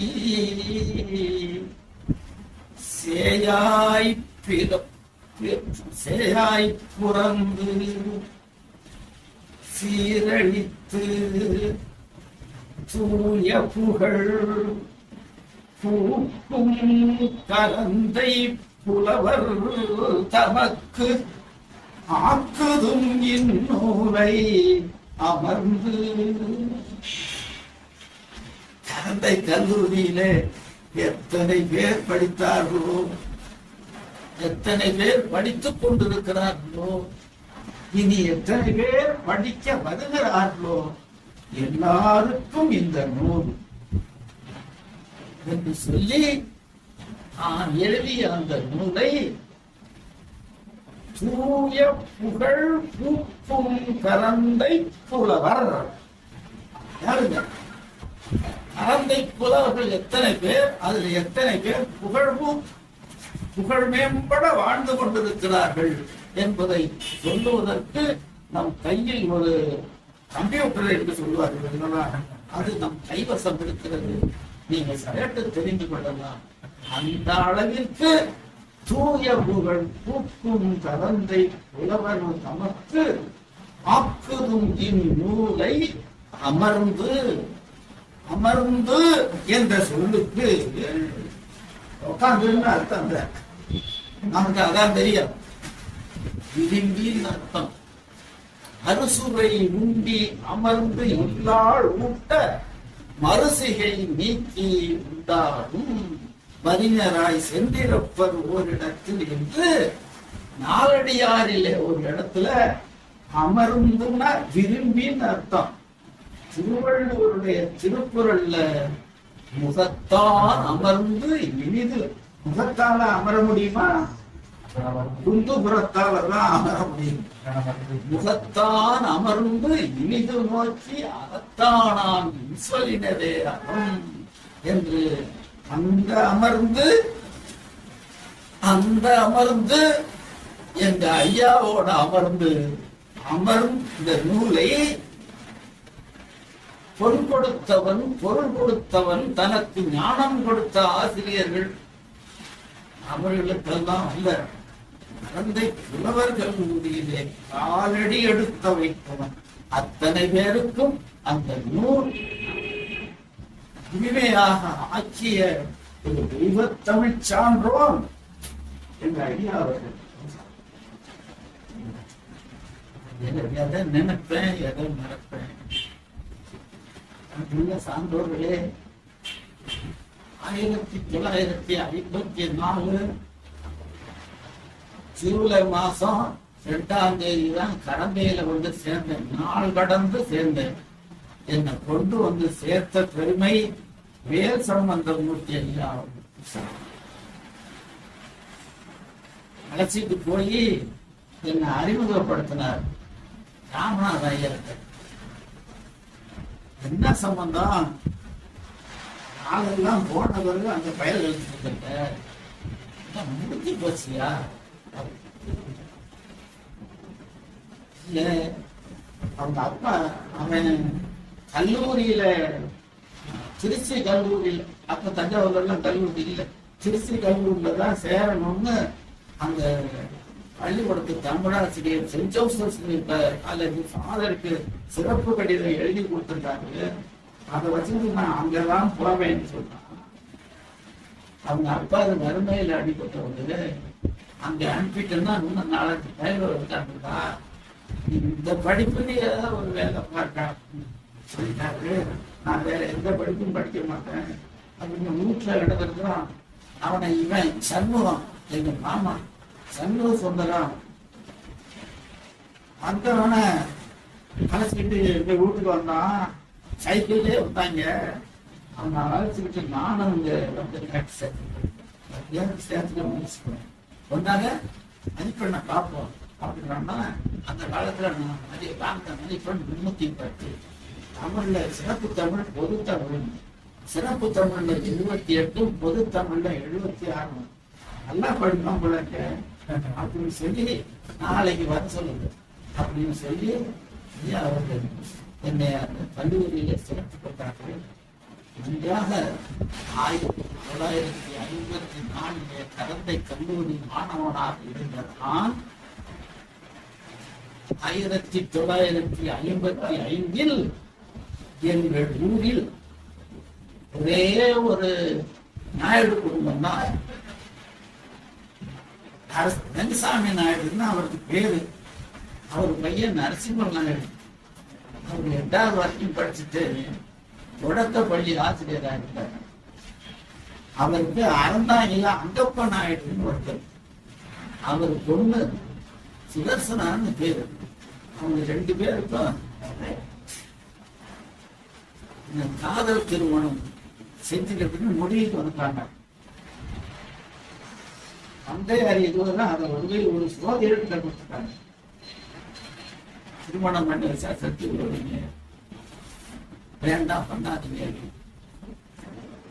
இந்த அங்கப்ப நாயுடு அந்த காலத்திலேயே கொஞ்சம் சுயமரியாதை உணர்வு உண்டு. ஐயரை வச்சு கல்யாணம் பண்ணா தானே சக்தி வருவது, நாங்க வேற மாதிரி திருமணம் பண்ணிக்கிறோம். என் கூட அறந்தாங்கிலேருந்து வந்து அங்க தங்கியிருந்த பையன் நம்ம மேம்பாலத்துல இருந்த ட்ரைனிங் ஸ்கூலுக்கு மிதிவண்டியில் வருவார். நான் கலந்துக்கு போகலாம். அவர் மூலமா பழக்கப்பட்ட என்ன என்கிட்ட வந்து கேட்டாங்க. நான் எங்க ஐயா என்ன தைரியத்துல சொல்ற பாருங்க, ஒரு ஆண்டு நிறைவு கூட ஆகல, 26/6/1955 ஞாயிற்றுக்கிழமை காலையில 9:30 10:30 ஐயாவை ராமநாத ஐயாவையும் வர சொல்லி, பல்லத்துக்கு வர சொல்லி, கட்ட வண்டியில போய் அவங்களை அழைச்சிட்டு வந்து அவங்க வீட்டுக்கு முன்னாடி ஒரு பந்தல் சொல்லிட்டு அந்த திருமணத்தை நடத்தணும். அதை பார்த்த என்னுடைய தந்தையார், நல்ல கண்டா தம்பி இருக்கு, அவன் ராமனுக்கும் பண்ணிடுறோம், எங்க அண்ணனுக்கு பண்ணிடுன்னு சொல்லி அந்த திருமணத்தையும் அவர்கள் தான் வந்து நடத்திட்டார்கள். என் திருமணத்தையும் அந்த சான்றவர்கள் 20 தான் நடத்திட்டார்கள். வாழ்க்கையில எங்களுக்கு சொல்லி தந்த பாடங்கள் அப்புறம் ஐயா தான் சொல்லுங்க. தண்டியல் இலக்கண பாடம்னு அவருக்கு அவ்வளவு விருப்பமாக. அந்த நேரத்துலதான் ஐயா புது மாப்பிள்ளை 1944 நான் வந்து சேர்ந்த நேரத்துல அப்பதான் ஒரு 3 மாசத்துக்கு முன்னாடியே என்னமோ ஐயாவுக்கு திருமணம் ஆயிருக்கு. ஐயாவோட திருமண தேதி கூட ஐயாவுக்கு ஒரு நண்பர் பரிசு கொடுத்திருந்தார். தமிழ் கொடுத்தூர்னு ஒரு நூல், அது திருமண பரிசு அப்படின்னு சொல்லி அந்த தேதி போட்டுருக்காரு. அது கூட இல்லை, சொல்லக்கூடிய நிலைமை வரும். அந்த புத்தகத்தோட விலை 9 ஆனா ஐயாவுக்கு அவருடைய நண்பர் கொடுத்த திருமண பரிசோட மரியாதை 9 ஆனான்னு போட்டுருக்கு. அந்த புத்தகம் என் கையில் அது எப்படியோ கரந்தைக்கு வந்துச்சு. அதை அப்படியே கடத்திட்டு போய் வீட்டுல வச்சிருந்தேன். நம்மளோட தேர்வு என் கையில் அந்த பதவி அவருக்கு துறையில இலக்கிய துறைகள்ல என்னென்ன இருக்கும். கலைஞர் மேல ஒரு விழா கலைஞர் விழா அப்படின்னு சுயமரியாதை 1957 சென்னை பல்கலைக்கழகத்தினுடைய 100ஆண்டு விழா நடந்தது. 1957 நாங்க 3ஆம் ஆண்டு முடித்து 4ஆம் ஆண்டு போயிருக்கிறோம். அப்ப தஞ்சாவூர் 10 ரூபா எல்லாத்தையும் பணம் வாங்கி இந்த SMT-ன்னு ஒரு பஸ், அதுல ஒரு பஸ்ஸை பிடிச்சு நான் ஒண்ணும் இல்லை, எங்க மாணவர்கள் ஐயா காவலர் ஐயா, ராமநாதன் ஐயா, அந்த சாமிநாதன் ஒரு பியூன் ஒருத்தன், அவன் நாங்க எல்லாரும் போனோம். போகும்போது முதல்ல எங்க வண்டி நின்ன இடம் வீராண ஏரி கரையில ஐயா ஆடி திருவாதிரைன்னு ஒரு நிகழ்ச்சி கொண்டாடி இருக்கிறாங்க. அதை பண்டாரத்தார் வரலாறு காட்டுறேன். ஆண்களை திருநாள் ஆண்களை திருவாரூர் அவர் பிறந்தது அப்படின்னு சொல்லி ஒரு 3-4 கல்வெட்டும் சவுத் இந்தியன் இன்ஸ்கிரிப்ஷன் சொல்லியிருந்து குறிப்பும் அவர் போட்டுருக்காரு. இப்படி தெரிஞ்சு தெரியல. இப்ப ஆடி திருவாதிரை எனக்கு ஆடி திருவாதிரையில வேறுபடல, மாசத்துல தான் வேறுபடுறாங்க. மார்கழி திருவாதிரைன்னு சொன்னா நான் ரொம்ப மகிழ்ச்சி அடைவேன். ஏன்னா அன்னைக்குதான் ஆருத்ரா தரிசனம். சிதம்பரத்துல ஆருத்ரா தரிசனம் நடக்கிற நாள் அன்னைக்கு பிறந்தா இவன் சொல்லுங்க. அவனுடைய அழகை பற்றி சொல்லும் போது சிவனுடைய நெற்றிக்கண் காணாத காமவேள் அப்படின்னு ஒரு கல்வெட்டுல எழுதியிருக்கான். புதுக்கவிஞர்லாம் நம்ம கிழிக்கிறாங்க. சிவபெருமானுடைய நெற்றிக்கண் காணாத காமவேள்னு ராஜேந்திரனுக்கு அவனுடைய தந்தையார் வச்ச பேரு மதுராந்தகன். அவன் சித்தப்பன் பேர். அது பண்டாரத்தார் எழுதியிருக்காரு. சுந்தர சோழன் பேரன் அவன். சோழ மன்னர்கள்லயே அழகா இருந்தவன் சுந்தர சோழன் தான். அவனை உரிச்சிட்டு பிறந்ததுனால இவனுக்கு அந்த அழகு அப்படியே அமைந்திருக்கிறது என்று சொல்லி பிற்கால சோழ சரித்திரத்துல 2 பக்கத்திலே இவ்வளவு விஷயத்தையும் பண்டாரத்தார் அவர்கள் அடக்கி எழுதியிருக்கிறார்கள். அந்த மண்ணுக்கு எங்களை அழைச்சிட்டு போன தவிர ஐயா எல்லோரையும் சாரும் அங்கிருந்து வீரநாராயணன் நேரி அதன் பிறகு புறப்பட்டு செஞ்சிக்கோட்டையில போய் நாங்கள் தான் ஏறணும். நான் சைக்கிள் வயசு பழக்கப்பட்டதுனால அந்த மலை கோட்டையில கிடுகிடுன்னு ஏறி போயிட்டாங்க. பாக்கி எல்லாரும் ரொம்ப மூச்சு வாங்கி அந்த செஞ்சிக்கோட்டைக்கு அழைச்சிட்டு போனவன் செஞ்சியில இருந்து பத்மநாபன் அப்படின்னு ஒரு பையன் வந்து இங்க படிச்சான். அவனை கேட்டு ஐயா வழிகாட்டி அழைச்சி அவன் தன்னுடைய பேரை பத்மநாபன் அப்படிங்கிற வேங்கை மார்பன் அப்படின்னு தன்னுடைய பெயரை மாற்றிக்கிட்டு அழுத்தமான திராவிடம் எடுத்துக்கிறார். அவனோட போய் செஞ்சிக்கோட்டையை பார்த்தோம். அடுத்த நாள் சென்னைக்கு போனோம். அப்போதான் இந்த டிவி வந்த நேரம். எங்கேயோ ஒரு அறையில ஒரு பொண்ணு நாட்டிய கோலம் புனையவா ஒரு திரை மட்டும் இருக்கும். நம்ம அதை பார்த்துட்டு அதை பார்க்கறதுக்கு ₹1. எல்லாரும் வரிசையா போய் நின்று அதை பார்த்தோம். அதுல அப்படி பார்த்த டிவி தான் இப்போ இப்படி எல்லாம் வந்து பழிஞ்சு கிடக்கு. அப்படி டிவி திரைய காட்டிய பெருமையும் ஐயா. அப்புறம் அங்கிருந்து போட்டு மகாபலிபுரம் போய் அந்த மகாபலிபுரம் எல்லாம் ₹10 மகாபலிபுரம் கடற்கரை கலங்கரைகளை கட்டி ஏற்றி 50 ரதத்தெல்லாம் எங்களுக்கு காட்டி அரசுக்கு வந்த கொத்த சார்ந்தவர்கள். அவங்க 2 பேரும் அட்டகுணம் மூமத்திரம் மாதிரியும் பெரிய மருது சின்ன மருது மாதிரியும் தஞ்சாவூர்ல இருந்து தமிழ் வளர்த்த சார்ந்தவர்கள், மிக சிறந்தவர்கள். நட்புன்னு சொன்னா அதுதான். 30 பேசுறாங்க. இது கூட பார்க்காம பழகின நட்பு இல்லை. ஆசிரியர் மாணவர் முறையில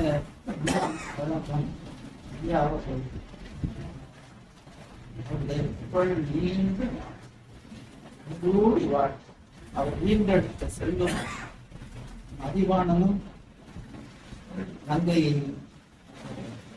மணியும் பேர் வசுக்காக அந்த காலத்திலே தமிழ் மணி தினமணின்னு ஒரு பத்திரிகையில ஞாயிற்றுக்கிழமை வர்ற இதழ்கள் அது மாதிரி நல்ல குடும்பம் ஒரு பல்கலைக்கழகம் பல எழுதி இப்படி உச்சம் தொட்டு தமிழ்நாடு அரசுடைய நூல்களுக்கு தேச உடமை ஆக்கப்பட்ட அந்த நூல்களை பற்றி இருக்கிற ஐயாவுடைய நூலும் சேர்ந்து நாட்டு மக்களால் படிக்கப்பட வேண்டிய அத்தனை நூல்களும் தெரிந்து கொள்ள வேண்டிய அவர்கள் கருத்துக்களையும் சாரமாக தந்தவர்கள் சான்றோர். கம்பராமாயணம் முடிச்ச பிறகு பட்டாபிஷேகம் நடந்துச்சு. அந்த பட்டாபிஷேகத்துல தம்பி ஐயா கையில ஒரு மலர் கிரீடம் கொடுத்து அதை என் தலையில சொல்லி விட்டு ஐயா பசுபதி அண்ணன் ஒரு பவுன்ல ஒரு மோதிரம் ஒன்று செஞ்சு பண்ணாங்க. அதையே ஐயா என்னுடைய கையில அந்த கண்ணையாடியை அணிவித்து என்னை பெருமைப்படுத்தினார்கள். அப்போது எழுதின ஒரு 18 எம்சி ராசிய விருப்பங்கள் கொஞ்சம் சிரமமாயிருக்கிறது. அதை சரி செய்ய சொல்லி திருவாரூர் கருதமுத்து என்பவரிடம் கொடுத்திருக்கிறேன். அதை சரி செய்யணும். அப்படி என்னுடைய வாழ்வில் எல்லா ஏற்களுக்கு காரணம் அடியாருடைய அன்பர் தாழ் கூடி தொண்டரடி கொடியாழ்வார்களுக்கு நம்முடைய தேசிய பிரபுகளும் சொன்னோம். அன்பர் தாழ் கூடி அப்படி என்று ஐயாவுடைய தாளில் இருந்து விழுந்த இந்த சூழியை எடுத்து நெற்றியை எடுத்து அவர்களை வணங்கி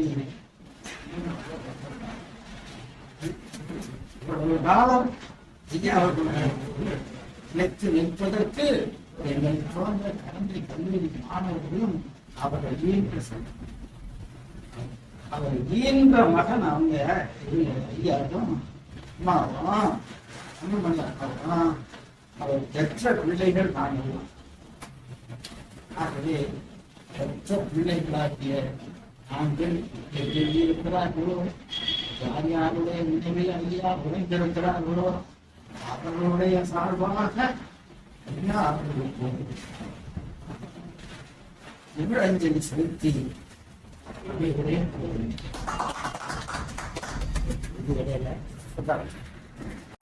இந்த அட்டையில தான் போட்டோங்க. அந்த புலவர் உள்ளம் ரெண்டாவது புலவர் உள்ளம் தான் பரவலாச்சு. முதல் புலவர் உள்ளம் அரங்கேற்றும் போதுதான் அவரு பாவேந்தர் வந்தாரு. என்ன அப்படின்னா அந்த படம் அப்பா வச்சிருந்தது மழையில ஈரம் பட்டு சுத்தமா போயிடுச்சு. அது வெறும் அந்த மவுண்டும் வாங்கல அது மட்டும் இருக்கு. யார் யார் அந்த இதுல கீழே யார் யார் இருக்காங்கிற விவரம்லாம் இருக்கு. படம் இல்லை. இந்த படத்தை தேடி பல விதமா இருந்துச்சு. கடைசியா நம்ம ஒரு கலந்தை ஜெயக்குமார் தான் என்ன பண்ணாரு, ஐயா போட்டோ இல்லை ஆனா அச்சுல வந்து ஒரு படம் இருக்கு அதே படம். அப்புறம் அந்த அச்சுல வந்த படத்தை தான் இப்ப அதுதான் இப்ப அவர் இப்ப கலந்தை ஜெயக்குமார் இல்லைன்னா இந்த படம் இல்லை. இதுல இப்ப நடுவில் இவர் உட்காந்து பாரதிதாசன். இது அப்பாவுடைய அந்த கலந்தை கோவில் சார். இது புலவர் உள்ளத்துடைய முதல் புலவர் உள்ளம். 2 புலவர் உள்ளம். 2வது தான் புகழ் பெற்றதாச்சு. அந்த முதல் புலவர் உள்ளம் இந்த நாடகம். அந்த நாடகமும் கலந்து ஜெயக்குமார் தான் அந்த நாடகத்தையும் நமக்கு எடுத்து கொடுத்தாரு. அதனால நீங்க பாரதிதாசன் சொன்னதுனால சொல்றேன்.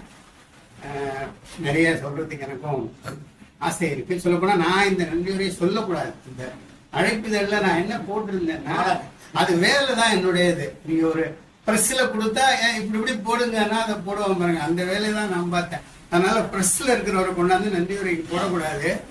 நான் வந்து பாவலர் மாணாக்கர் என்றுதான் நான் அதுல போட்டிருந்தேன்.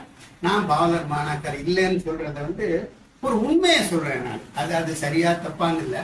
ஒரு சின்ன செய்தி மட்டும் சொல்லிடுறேன். நான் வந்து TS சொக்கலிங்கத்தினுடைய காந்தி பத்திரிகை பத்தி ஆராய்ச்சி பண்ணி என்னுடைய முனைவர் பட்டம் முடிஞ்சு நான் வெளியில வரும்போது அங்க குரு கோவிந்தராஜன் ஒரு பேராசிரியர் பூண்டியில இருந்தாரு. அவர் சொன்னாரு, அதெல்லாம் சரி, இதெல்லாம் நீ செய்யற இல்லையா அப்படின்னாரு. என்ன சொல்றாரு எனக்கு தெரியல. சும்மா அந்த டிஃபன் கொடுத்த சொல்றாரா என்னன்னு. என்ன சொல்றீங்க, நீ எல்லாம் இலக்கணத்துல பண்ணணும் அப்படின்னாரு.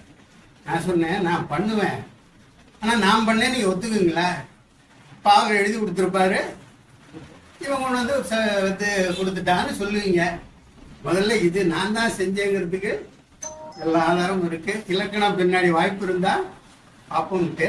ஆனால் எனக்கு அது சின்ன வருத்தம் இருக்குது. அப்பொழுதே நான் அதில் ஆர்வம் காட்டியிருந்தால் இப்போ சில ஐயங்கள் இருக்கு. அவர் எழுதுனது சில ஐயங்கள் இருக்கு. இப்ப ஐயம் கேட்கிறப்ப வேல்சாமி சொல்லுவார். வேல்சாமி 2 நாளைக்கு ஒரு தடவை பேசுவார். இப்போ கூட பேசினார். மதியம் நம்ம அப்ப கேட்காம விட்டோம். அதெல்லாம் நீங்களும் கேட்கல, நானும் ஆனா அவர் வந்து மணிக்கணக்கில் பேசுவார். அதுதான். அதனால நான் அப்போ இலக்கணம்ங்கிறது இதுதான் காரணம். இந்த நிகழ்ச்சியை நீங்க அனுப்பிடுவீங்களா? வேல்சாமி அனுப்பிடுவீங்களா? ஆமா, இப்போ நீங்க வந்து ஜெயக்குமார் புண்ணியத்தில் அனுப்பி விட்டுருவோம். அப்ப அதான் அதனால இது வந்து நன்றி மாணவர்கள் சார்பில் தான் சொல்லணும். மாணவர் அல்லாத ஒருவரா இந்த வீடு இந்த இடம் அப்படிங்கிற பொருட்ல நான் இப்போ படிக்கும்போது இந்த புத்தகத்துல அதிக பிரசங்கித்தனமா எழுதியிருக்கிறேன். கரந்தை கோவைக்கு பிறகு அதை போன்ற ஒரு கவிதை அவரே எழுதலைங்கிறது தோணுதுங்கிறது கூட எழுதியிருக்காங்க அதில். ஏன்னா நான் எல்லாத்தையும் இந்த இதுக்காக அவ்வளவு எதெல்லாம் உண்டோ அவ்வளவும் படித்தேன். அவ்வளவும் வரி வரி வரி வரியா என்னெல்லாம் அச்சில் இப்போ கிடைக்குதோ அவ்வளவையும் படித்தேன். கரந்தை கோவை அவரே எழுதலை. அப்படி ஒரு எண்ணம் அவருக்கு எப்படி வந்ததுன்னு புரியல. கரந்தை கோவைன்னு ஒரு கரந்தையை மையமா வச்சு அந்த கரந்தை அறிஞர்கள் புரவலர்கள் அவ்வளவு பேரையும் அதுக்குள்ள கொண்டு வந்து அப்புறம் அந்த மரபினுடைய நயம் ஓட்டம் இருக்குல்ல.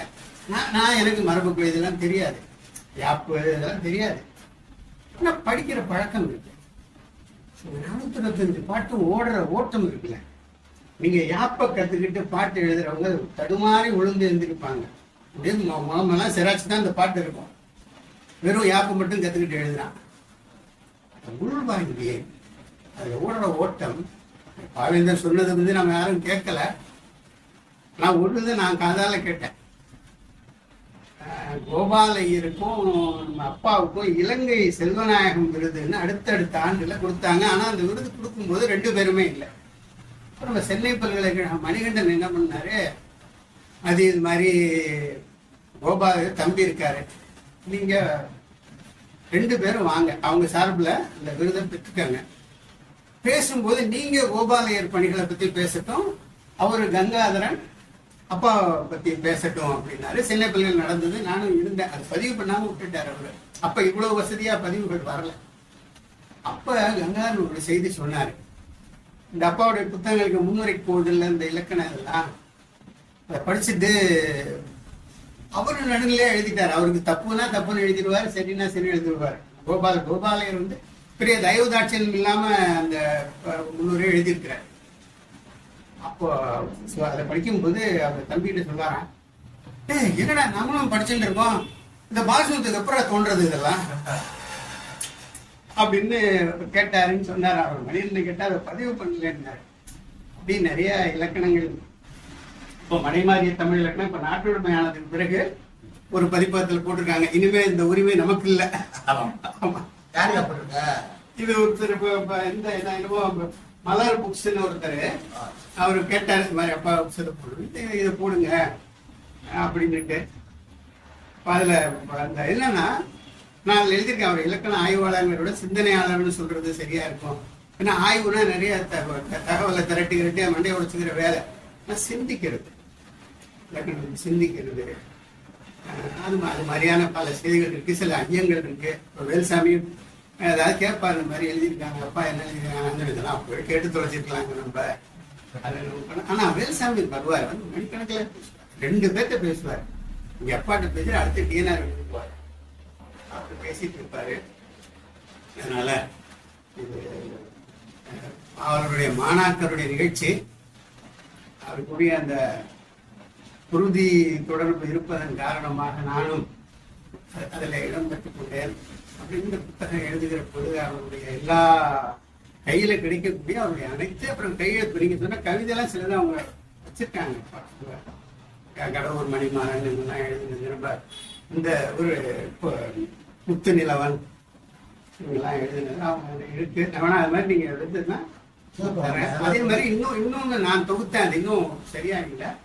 பாவலர் பாதையில் இவர்கள்னு ஒரு தொகுப்பு போட்டார். அதாவது பாவலர் காலத்துல அவங்களுக்கு மூத்தவராக அவங்களுக்கு உதவி பண்ணவங்க சமகாலத்துல அப்படின்னு சொல்லிட்டு ஒரு பாவலர் பாதையில் இவர்கள்னு போட்டு. இப்ப தீப்பா பத்தி கூட நான் 2 வாரத்துக்கு முன்னாடி இதுக்கு போயிருந்தோம், குடவாயிலுக்கு போனா ஒரு மகன் டாக்டரா இருக்காரு, அங்க போய் பார்க்கலான்னு போனா அவர் அன்னைக்கு இல்லை. இப்ப தீப்பா மாதிரி ஆள்களை அப்படிங்க அப்பாவை பத்தி நான் அந்த சாகித்ய அகாடமி எழுத்தங்களை சொன்னேன். அவருக்கு வந்து நிறைவா இருக்கு அவருக்கு நடந்ததை பொறுத்த வரைக்கும். இப்ப நீங்க வந்து சாகித்ய அகாடமி இன்னும் பல பேருக்கு வரணும். நம்ம குறுக்கு வந்து அப்பாவுக்கான புத்தகத்தை கொண்டு வந்துட்டோம். அது கூட ஒருத்தர் கேட்டார், நீங்க சொந்த தந்தையாரை பத்தி நீங்க எழுதலாமா அப்படின்ட்டு. எழுதலாங்க. ஆனா அந்த ஆதாரங்கள்லாம் நான் இன்னொருத்தட்ட கொடுத்து வாங்குறது நிறைய எனக்கு இந்த கடிதங்கள், அந்த கடிதத்துல ஒரு முக்கியமான செய்தி சொல்லுறேன். நீக்கல் சாப்பிட நேருவை சந்தித்தார் என்பதற்கு கருத்துக்கெல்லாம் இருக்குது நிறைய. அவங்க சொன்னாங்க இவங்க சொன்னாங்கன்ட்டு அவர் கைப்பட எழுதிய கடித ஆதாரம் ஒன்றே ஒன்று அப்பாவுக்கு தான் எழுதியிருக்கிறாரு. அப்பா ஃப்ளோர்ல முன்னூறு கேட்குறாங்க, இந்த மாதிரி நேரு வந்தாரு, நான் அதெல்லாம் பேசிட்டு இருந்தேங்கிற ஒரு செய்தி அவரா கைப்பட செய்த கடிதம் ஒண்ணுதான் நீக்கல் சாப்பிளினுடைய ஆதாரம். மற்றதெல்லாம் அப்படி சொல்றாங்க வராங்க அப்படின்னு தான். நான் பிரெஞ்சு இன்ஸ்டியூட்டுக்கே போய் கேட்டேன், அது மாதிரிலாம் ஒன்றும் எங்களுக்கு தெரியாது. அவர் நேருகிட்ட பேசுனது எங்க இன்ஸ்டியூட்ல இருக்கிற போது அதெல்லாம் எனக்கு தெரியாதுன்னாங்க. அப்புறம் இந்த கடிதத்தை நான் உங்களுக்கு இந்த கடிதத்தை அவங்க ஸ்கேன் பண்ணி அவங்களுடைய டாக்குமெண்ட்டை அதை வச்சுக்கிட்டாங்க. இது போல பல செய்திகள் இருக்கின்றன. இலக்கணம் பத்தி எனக்கு தெரியாது, நான் அதை ரொம்ப வெளிப்படையா சொல்லிடுறேன். ஆனால் அதை பத்தி எழுத வேண்டிய நெருக்கடி எனக்கு வந்துருச்சு. ஏன்னா இந்த புத்தகத்தினுடைய நோக்கம் என்னன்னா, அவர் என்னென்ன கதைகள் செய்திருக்கிறாரோ எல்லாத்தையும் அறிமுகப்படுத்தணும். அப்ப நான் இலக்கணத்தை பற்றியும் அறிமுகப்படுத்த வேண்டிய நெருக்கடி வரும்போது இலக்கணம் பற்றி நான் படித்தேன். பல நுட்பமான செய்திகள் அது இருக்கின்றன. அப்புறம் கோபாலையரிடம் விடுதலையும் பண்ணணும். அவருடைய உரையில பயன்படுத்திருக்கலாம். அவருடைய இலக்கண பேர் அகராதியில கொடுத்திருப்பார். எகர உகரத்து இயற்கை மற்றேங்கிற பழைய பாடத்தை இல்ல இகர உகரத்து இயற்கை ஒண்ணுதான் இருக்கணும் அப்படின்னு சொன்னாங்க. இத கோபாலையர் ஒத்துக்கொண்டு தன்னுடைய அகராதியிலே அதை கொடுத்திருக்கிறாரு. கோபாலையருக்கு இவ்வளவு என்னன்னா, அவரு கன்வின்ஸ் ஆகிட்டா, கன்வின்ஸ் ஆகிறாரு. இது இப்படி இருக்கலாம் போல இருக்கு, அதை உடனே அவருடைய அகராதியில அதை கொடுத்திருக்கிறார்.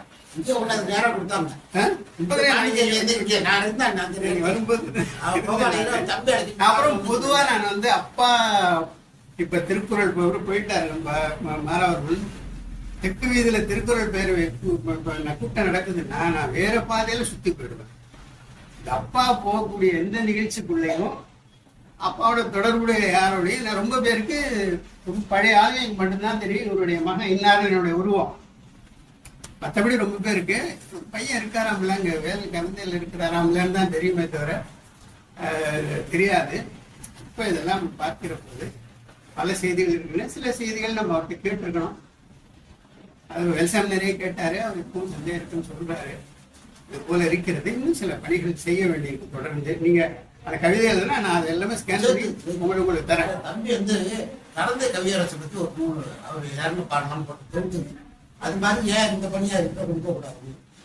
இல்ல அவர்கிட்ட பல பணியை கொடுக்கணும்னு ஆசை இருக்கு. முதல்ல ஒரு ஆவண அந்த இடத்த பிடிச்சிருக்க கடந்த கவியரசு மறைவுக்கு பிறகு கடந்த தமிழ் சங்கத்தை பாவலர் அந்த இடத்த பிடிச்சிருக்காரு. கடந்த கவியரசு பாவலர்களுடைய பாராட்டு கவிதைகள் கடந்த கவியரசு அந்த நகைச்சுவை பத்தி ஒரு தொடர்கிட்ட எழுதிக்கிறார் ஒருத்தர். எல்லாம் கட்டுக்காரெல்லாம் அந்த குட்டியில வர அழகு பெறும் அழகு பெறாதுங்கிறதுக்கு ஒரு உதாரணத்தை சொல்லுவார் இவரு. கடந்த கவியரசு பெரிய விஷயம் அதெல்லாம். அந்த காலத்துல ஐயரூட் அம்மா வச்சு அந்த கதையை சொல்லுவாரு. குட்டியில ஒரு சில இடத்துல அழகு பெறும், அழகு பெறாதுங்கிறதுக்கு அது நல்ல தொகுப்பு. அது அந்த தொழில வந்துருக்கிற கலந்தை கவியரசு நகைச்சுவைன்னு அந்த கட்டுரை இருக்குன்னு நினைக்கிறேன். நான் கொண்டு வர வேண்டியது எல்லாருக்கும்